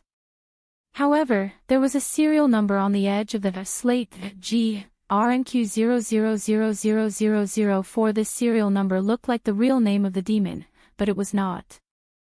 Every war slate had a serial number. The players tended to think that this was the order they used to be in the Sky Library of Babel Fortress. However, in most of the war slates, only a few of them started with G. That was the Book of Gold, the rarest existence of the war slate. Among the inheritance and knowledge that the divine people left to the world and recorded on the slate, part of it was written in the divine language. The knowledge on it was as vast as the sea, obscure and difficult to understand, but it contained the deepest secrets of the world. In the future, such a golden slate also appeared. It was called the White Mountain Manuscript because this slate fell in the White Mountain and was picked up by an old wizard. He became a real great wizard through the inheritance on this slate and rediscovered the secret of the Buga Titan of the previous generation. Later, the only Titan was only half completed before it was taken away by the Lord of Latakia, Vladimir the Great. Thus, the war in the mortal world began. For the next half a century, the flames of war spread across the continent. This golden slate could be said to be the fuse of this protracted war. However, the true value of the White Mountain manuscript was not reflected in this point. Although the giant divine weapon, Tramuel, was one of the ultimate inheritances of the Buga people after the destruction of Babel Tower, these demigod-level construct creatures, the spirits in the clouds, were actually only level 17 creatures and were difficult to mass-produce. Although they were worthy of being taken back, the Buga people would not drag themselves into the mortal world for this. However, everyone knew that the key to the existence of the Titan was not itself, but the ultimate mystery of life, thunder and wind elements. That must be one of the ultimate paths to the power of existence. After the year of the spark, the mortal world had a great battle with the sorcerers. Wasn't it because of this? While the players were unscrupulous in their pursuit of power, the wizards were also pursuing the ultimate secrets left behind by Martha. If it weren't for this war, would there have been such a thing as the war slate simulating the holy birth and allowing the players to enter the realm of perfect bodies? It was not an exaggeration to say that the Book of Gold changed the entire course of Wone's history. However, the golden stone slab in Tada's hand was different from the one Brando had seen before. First of all, it was smaller and more exquisite. Its surface was engraved with Gaia's emblem similar to that of Earth. The key was its serial number, GRNQ00000004. This serial number seemed to be the fourth stone slab of this type, and it was very close to the front. The one Brando knew was numbered 17, but he had never seen one with a higher number. Perhaps there were more, but it was enough to show how rare this type of stone slab was. The stone slab in Tada's hand was obviously even more precious. As for what it was used for, he might not know, but from the shock and anxiety on the face of the Dusk's will, he could see some clues. Various complicated thoughts flashed through Brando's mind. In fact, in the blink of an eye, the Dragon Queen Gwendolyn had already clashed with the Roman. Perhaps it was not appropriate to say that they were clashing, because the merchant lady only stretched out her left hand like she was swatting a fly, and Gwendolyn was sent flying with a groan. Then, the Dusks will took another step forward, crossing a distance of a few thousand meters. It was not because she was fast, but because space collapsed under her feet. It was as if order and law were meaningless to her. However, at this moment, the scepter that represented nature and life, verdant, was in her hand. The law of Tiamat did not reject her too much, and she could easily penetrate the barrier of elements and order, allowing the power of chaos to seep into this world and be controlled by her. Although the Dusk Dragon in such a state might not be as terrifying and powerful as when it commanded thousands of troops in the war of the previous eras, it had almost no weakness, and the few people present had no way to deal with it. She took a step forward and came in front of Tada, reaching out her hand without hesitation. The fairy lady was obviously not good at fighting, and she did not expect the latter to come in such a hurry when she was so far away. Faced with this sudden grab, she was stunned, and her eyes widened in bewilderment, as if she could not react in time. With Tada in such a state, Eloranta and the Elven Queen could not even save her in time. In fact, they did not react in time. They had experienced the tragic war of the Holy Saints, but their estimation of the Dusk Dragon's power still existed in their imagination. However, it was a power that exceeded the limits of the imagination of mortals. The fairy lady seemed to be unable to dodge, and was about to be grabbed by the Roman, but at this moment, a black shadow suddenly flew from the side and hit the former, knocking the fairy lady back a few times. The merchant lady's hand moved first and caught nothing. She was stunned for a moment before she realized that someone had ruined her plans. The figure that suddenly appeared was of course the ancient witch spirit, Lady White Fog. After she knocked Tada away, she immediately ran a few steps to the ladder's side, picked her up by the back of her collar, and ran away. Seeing this, the Dusk Dragon's will could not help but roar. Although she had obtained Martha's order, she had lost her calm judgment, and was not familiar with this body. In fact, she could not quite accept the fact that she had a physical body. It was as if a higher dimensional creature had come to a lower dimension, or from a person to a line segment. Her will was almost omniscient, but knowing and doing were not the same after all. The dusk dragon was furious and chased after her, but before she could take a step, a black shadow pounced from below. It was the dragon queen Gwendolyn, who was covered in blood. Half of her right wing was broken, and the bone was hanging in a twisted shape. Her wings were drooping and motionless, and her tail and back were full of wounds. However, this injury did not stop her. After the black dragon let out a long roar, she pressed down on the Roman from behind and covered the merchant lady under her body. At the same time, she raised her head and shouted at Tata, Eloranta, and the elven queen in the air. "Quick, what are you waiting for? Seal me together with her." At this moment, Eloranta and the wild elven queen finally reacted. In fact, from the moment the dusk dragon attacked the dragon queen, to the moment the white fog knocked Tata away, and the dragon queen flew back again, it was only a moment. But this moment was enough to decide many things. After all, the Earth Sage Eloranta had experienced the Holy War, and her identity as a warrior made her far more sensitive than the wild elven queen. When the latter just realized what had happened, Eloranta had already taken out something from her arms and held it in her hand. It was also a war slate shining with golden light. RNQ 00000002, you all, damn it. The Roman was bound in the Dragon Queen's arms and happened to see this scene. She was furious and knew that it was too late for her to stop it. However, at this moment, the expression on the dusk dragon's face suddenly calmed down. Everyone felt their hearts skip a beat. It was as if their hearts had skipped a beat. They clearly saw two red lights light up in the dusk dragon's black vortex-like eyes. At that moment, a terrifying pressure swept across the entire space. What kind of great power was that?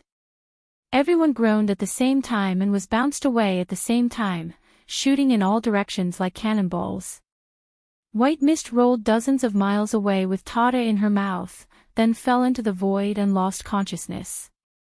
The elven queen crashed into a floating wreckage in the universe and immediately smashed the wreckage into pieces. She immediately spat out a mouthful of blood and hurriedly covered her mouth with her hand. Only the Earth Sage Eloranta was slightly better, but she also retreated a few thousand meters before stopping. As for the Fire Fairy Prince Lute, who was standing the furthest away and was not qualified to participate in the battle, he was directly sent flying by the pressure. He fell into Tiamat's silver network and lost consciousness. But at this moment, no one could care about him at all. Only Malurcha, who was also unable to intervene, saw this scene and hurriedly turned around and ran in that direction.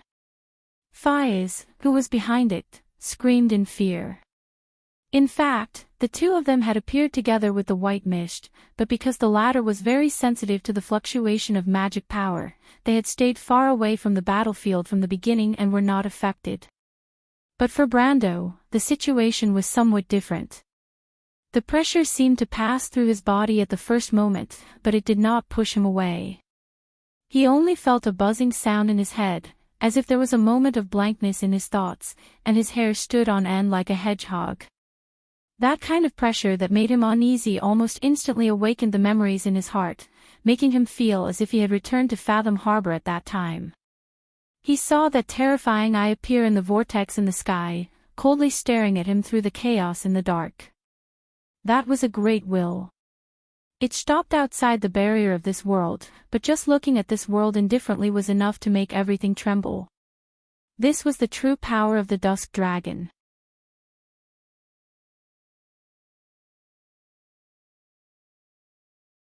Chapter 1187. Although the idea of imprisoning Dragon Queen Gwendolyn in a cage based on the Roman's body and Constance's kind personality failed miserably, she was at least right about one thing. The power of chaos could not be completely brought into the world of Wonde, let alone materialize within the laws of Tiamat. Because the whole of Wonde could not withstand the will of the Twilight. Even if all the magic and laws of Wonde were drained, it would not be able to recreate even 1% of the Twilight Dragon's power. This was an existence that even the gods had to fear. How could a few mere mortals treat it as nothing? The invincible power swept through the entire elemental barrier, but the Roman quickly noticed Brando, who was floating in the void, seemingly unaffected. She saw with her own eyes that her power passed through the latter's body, but as if there was nothing there, it swept through without any hindrance. She exclaimed softly, feeling that the verdant in her hand was slightly hot. At this moment, Brando's mind was in a mess. It was as if a lot of memories flooded in, turning into a mess of fragments and images, flashing in front of his eyes. It was like a fast-forwarded movie. The speed at which the scenes changed was so fast that it was dazzling and too much for the eyes to take in. The scenes took place in Bucci, Fortress Reden, and Brugloss. It was like a life and death struggle in a dark forest. Sometimes, it was like a banquet under the dim light, where people were drinking and dancing. Or it was in the mountains of Grenoires, the black pine forest on the gentle slope against the starry sky, castles, manors, marching troops, people and horses, wind lanterns hanging on the saddle, and a silent knight wearing a metal mask. It was like the conspiracy behind the thick curtains in Ampere Seal and Coldwood Castle. He heard the voices of people arguing. The princess's voice, Amandina's voice, Freya's voice, and finally all kinds of voices buzzed and buzzed, annoying him to no end. But it was in such a mess of lights and shadows that his heart was strangely calm. He remembered some things. Tolman had told him that Martha hoped that the Iron Folk could defeat Dusk, but this hope was so illusory. No matter how one looked at it, it was just a depressing despair. This was an era that belonged to mortals. Everything he was familiar with, whether it was Princess Griffine, the little prince, the Valkyrie who had followed him in the past Erewhon, or the overly serious Amandina. Or rather, he opened a new bar in the Mente area. Every time he saw a red copper dragon Redo, he would smile, and everyone else. In his memories, he saw Chiara who pressed the crystal pendant of Cypher's heart into his palm, Vahina who was furious in his family's castle, and Knight Jocko who somewhat worshipped him. Many, many people, he hoped that all of this could be preserved. He did not agree with Constance's philosophy, nor did he dare to agree with the tree herder's approach. Perhaps the dark dragon Odin had noble intentions to protect this world, but his approach was not necessarily correct. He believed in himself, believed in Martha, believed that even in the game, the players could defeat the Dusk Dragon. He believed that in this world, he could do the same. But at this moment, he doubted it. Because he deeply understood that in his heart, he also lacked confidence. What if he was wrong? In the face of this terrible power, how could the weak mortals resist it?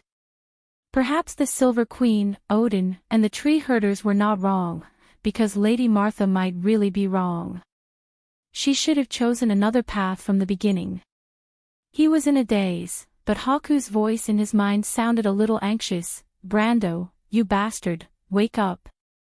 What this elven lady regretted the most now was that she should not have been so aggressive in the beginning, causing Brando to isolate her in a corner of his spiritual world. Now, she had no one to respond to her. Because she had lost the ability to spy on Brando's spiritual world, she did not know what kind of state he was in, but this guy dared to be in a daze in front of the Dusk Dragon. She really did not know whether to be angry at herself or to hang him up and beat him up. Unfortunately, Brando obviously could not understand the lady's anxiety, so all of her calls went unanswered. She looked in the direction of the Dusk Dragon. The merchant lady gently struggled out of Dragon Queen Gwendolyn's embrace. To be precise, the latter could no longer maintain her previous posture. As the one closest to the Roman, she was naturally the first to bear the brunt and suffered the most injuries. At this moment, she had lost the ability to maintain her original form and had returned to her weak human form. Her eyes were tightly shut, and her forehead was full of blood. The blood flowed down her cheeks and turned into blood droplets that floated in the gravity-free universe. She had lost an arm, and blood flowed out of the wound like a waterfall. The golden blood glistened under the morning sun rising from the horizon of wound. The dusk dragon pinched her chin. Gwendolyn had long lost consciousness, and who knew how many bones in her body were broken. She could only weakly allow the Roman to hold her head. Blood gushed out of her mouth and flowed onto the hands of the Roman, but the latter did not care. She gently stretched out her finger and wiped the dragon queen's lips. Her finger was golden, and then she put it to her lips and licked it with her tongue. In front of her, a black cocoon cage of light appeared out of nowhere. The cage was only slightly bigger than a fist, and within it was the fairy. Tata looked at her with a pale face, but the Roman used her other hand to throw away the unconscious dragon queen. She held up her hand, and in her palm was the glittering golden stone slab. She stared at the golden stone slab in fascination and sighed. How can I let you play Odin's old tricks again? Besides, 1,000 years or a few decades is just a breath to me. It's hard to understand your mentality of struggling at death's door. But I'm very worried about that bitch Martha's tricks, so I won't give you this chance. Lady Martha was your opponent for several eras. You have never won against her when she was still in this world, the fairy said with a pale face. What's the difference between insulting Mother and insulting yourself? You can kill all of us at any time. As a higher existence, what's the point of humiliating us? Indeed, the Roman replied. This is the source of my anger. Emotions are really unnecessary.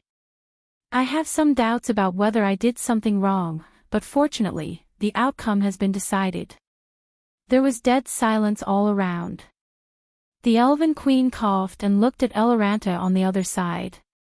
The sage frowned, but shook her head at her, indicating that she should not act rashly. Haku's heart sank. At the last moment of this world, what she thought of was not Loki's Mercury staff, nor was it Osopal's eternal indestructible artifact. What she saw in front of her was the ethereal, pale, quiet face of an elf. It was her concubine's sister. Her name was Metasha. Little one, if you don't react, we'll all be buried with you, she murmured. But this sentence seemed to have some kind of effect. Brando's index finger moved slightly, and his eyelids opened a little. He felt that something had formed a connection with him. It was light, white and flawless.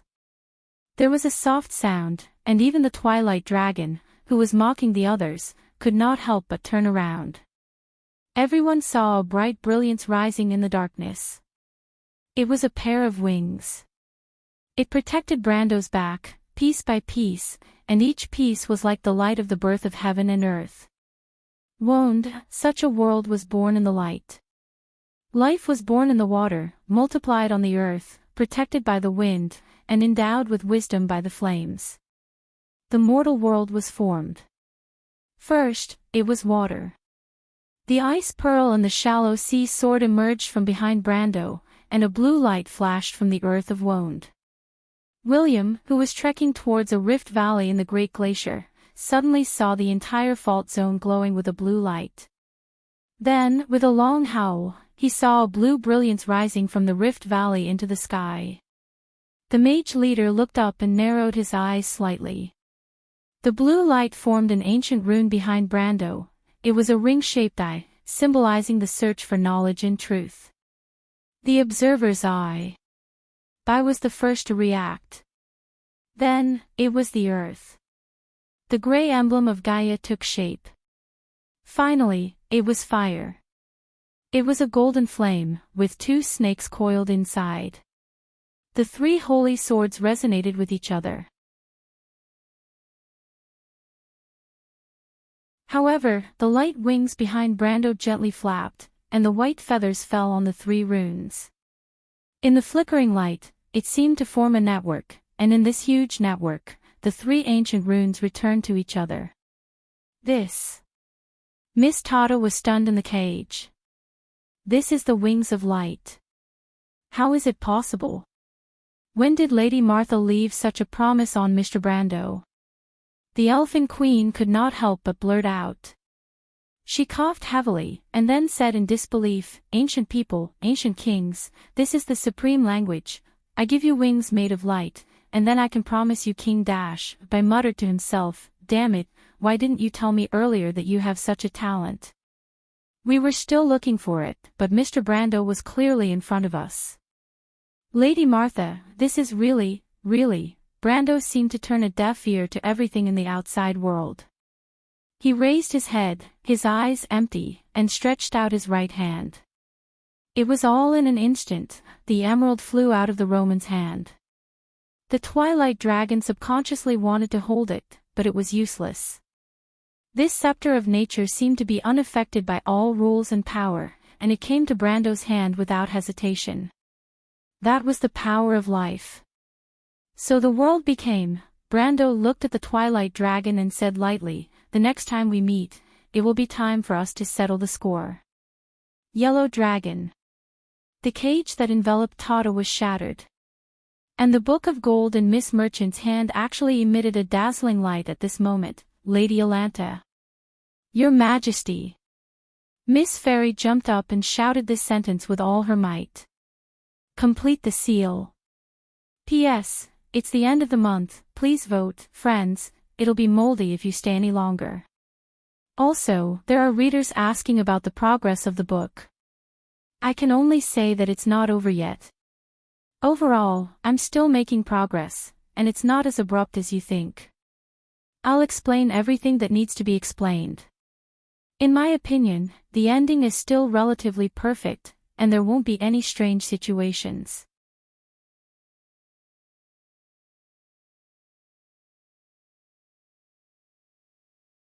Chapter 1189. Elaranto looked serious as if she had been waiting for this opportunity for a long time. She immediately threw the war slate in the direction of the Twilight Dragon. The golden slate flew out of her hand, and after flying for dozens of meters, it suddenly stopped in mid-air and slowly began to rotate. It rotated 180 degrees clockwise, and the Gaia emblem in the center rotated counterclockwise at the same time.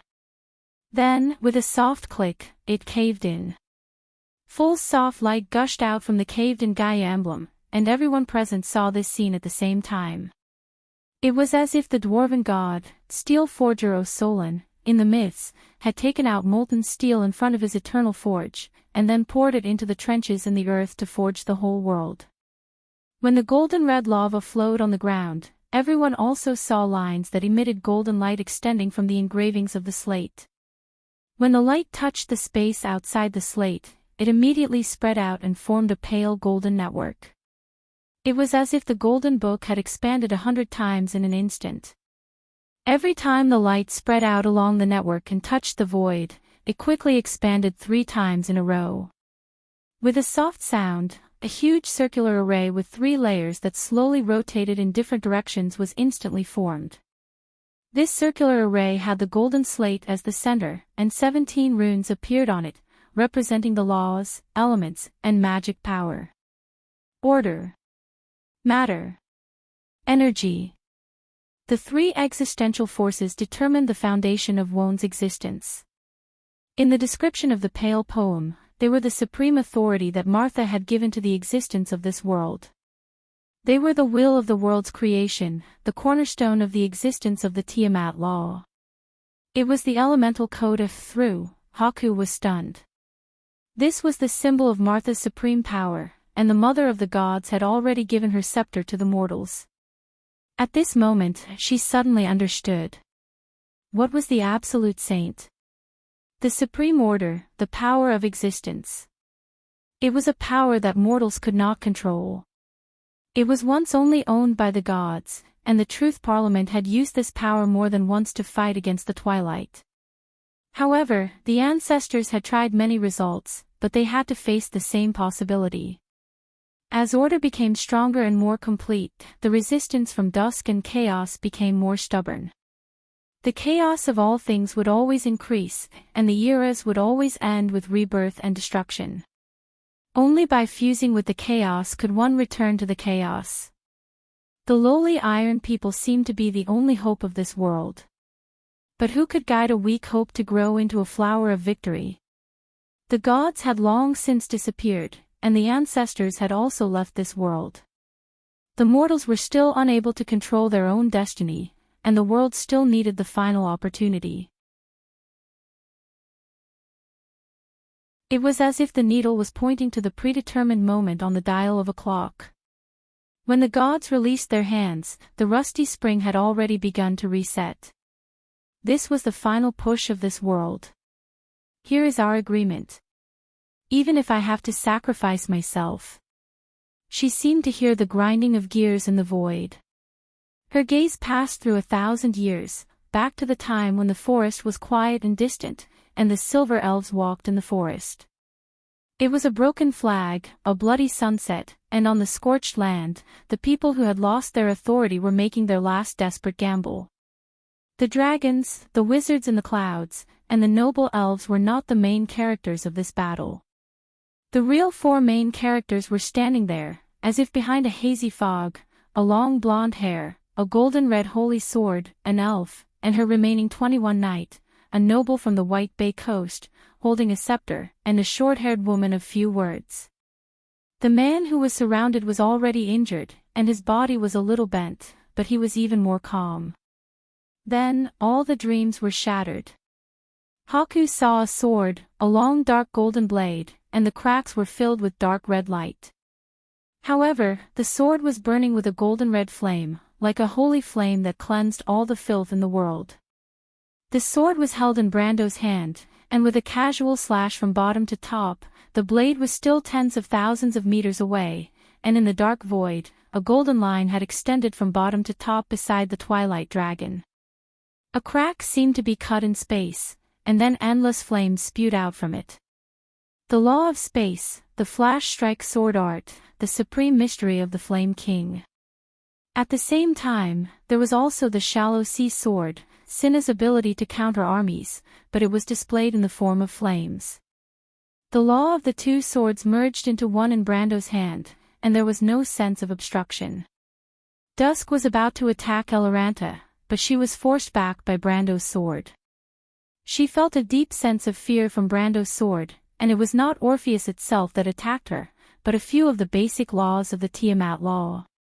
She even felt that if she did not avoid this sword, she might really be injured because of it. At this moment, the holy sword in Brando's hand was exactly the same as the spear she had faced before, or even stronger. She remembered the name of the spear. It was called Firmament, the Azure Spear. The merchant lady's dark pupils contracted deeply, and she finally felt threatened at this moment. Eloranta had already displayed the elemental code, through, and she knew what she was going to do at that moment. That damned woman, Martha, had indeed schemed against her again. But the latter had given her authority to mortals, which meant that she had actually destroyed herself. This was something that the Twilight Dragon had never thought of. How could she do this? For what? For those lowly insects? Such determination, such desperation, the departure of the gods seemed to be just to let this world continue. But what she could not understand was, were the mortals who continued this world really the heirs of that glorious kingdom? She remembered the divine people who were her enemies, remembered Martha and the gods. They were completely different from the kingdom that struggled in the mortal world like beggars. Originally, she did not need to understand. Emotions like understanding order did not exist in the will of the Twilight Dragon. She also did not need to be angry, because anger did not belong to her cognition. But at this moment, complex emotions were transmitted from the kind personality of the Silver Queen, Constance. It was a form of life that she could not understand, full of low-level emotions and distracting thoughts, but she could not suppress them at this moment. Why? These damned guys, why do they do such meaningless things? In the past few eras, she had been enemies with these old-fashioned guys, and she could not even conquer these inflexible guys. It was a great shame. She could not understand, and even became furious because of it. She let out a scream and suddenly swept her palm towards the magic circle that Eloranta had unfolded. The black energy vortex hit the elemental code through, and the three-layered magic circle shook violently because of this mighty blow, as if it would shatter together with the whole world of Wonde at any time. At this moment, a crack appeared on the land of Wonde, from the Great Glacier to the Alkash Mountains, from the Anzaruta Plateau to the Great Plains. The earth sank, the sublime inland sea collapsed, and the giant island of Truvia in the north of Hazel was divided into three. At the same time, hundreds of islands on the new sea vaporized at the same time. When Eloranta saw this scene, her face turned pale, and blood almost immediately seeped out from under her skin, like bloody tears. Almost everyone felt a terrible scream in their minds, but only Brando ignored the storm and stabilized the holy sword Odorfice in his hand, and slashed at the Twilight Dragon with all his strength. The Roman turned her head, and a few black vortexes appeared between her and Brando. But at this time, the dazzling golden line drawn by Brando's blade suddenly turned into 9, and the 9 luminaries' sword art immediately penetrated the gap between the black vortexes and mercilessly slashed at the former. This was the second time the Twilight Dragon felt a sharp pain from the depths of her soul since she gained consciousness. In her memory, only the tip of the spear that seemed to shine with the verdant brilliance of the world hit her hard in the eye. She raised her head and wailed, and everything was in vain because of this. At this moment, it was like yesterday. Her attack was immediately interrupted because of this. In a split second, the Elven Queen covered her mouth with one hand, and blood dripped between her fingers. At the same time, she threw out the slate in her hand with the other hand. Among the 17 runes, there were also 3 laws: creation, existence, death. That was the integrity and consistency of the Tiamat law, the logic and cycle of the world, the beginning and end of everything, the true meaning of existence. When Brando saw the bright light, he faintly felt something in his heart. He seemed to have seen the beginning and end of time, the world before space and matter existed. It was like a great word, which could neither be described with words nor expressed with sound, but naturally represented all the truths of this world. Mortals only needed to look at it to understand everything. When the second array was formed, the Twilight Dragon immediately felt that her influence on the world was reduced by half. She saw the wounds on the ground begin to heal, the sea no longer boiled, and the mountain stopped moving horizontally and sinking. A thin, crystal-like barrier appeared between her and the 2 laws. This was the realm crystal barrier. A panicked expression appeared on Roman's face, and she reflexively tried to flee. But how could Brando give her the chance? He appeared between the elemental array in a flash, and his order points almost instantly dropped to 0. But he didn't care and directly blocked the Twilight Dragon. The merchant lady glared at him angrily. She didn't move, but a wave of space rippled between the two, like a raging wave that attacked Brando. At the same time, waves of spiritual attacks and pressure directly pressed against his spiritual world. Brando only felt his vision turn black, but his heart was keenly aware that the power of the Twilight Dragons had greatly weakened compared to before. You're tuning in to the LoveLore Library YouTube channel. We're so grateful for your support, and don't forget to subscribe to join us on this incredible journey through captivating stories. Your generosity through donations truly makes a world of difference, as it's the primary source of revenue that allows me to expand and enhance this channel for you. Thank you from the bottom of my heart for being a part of this adventure.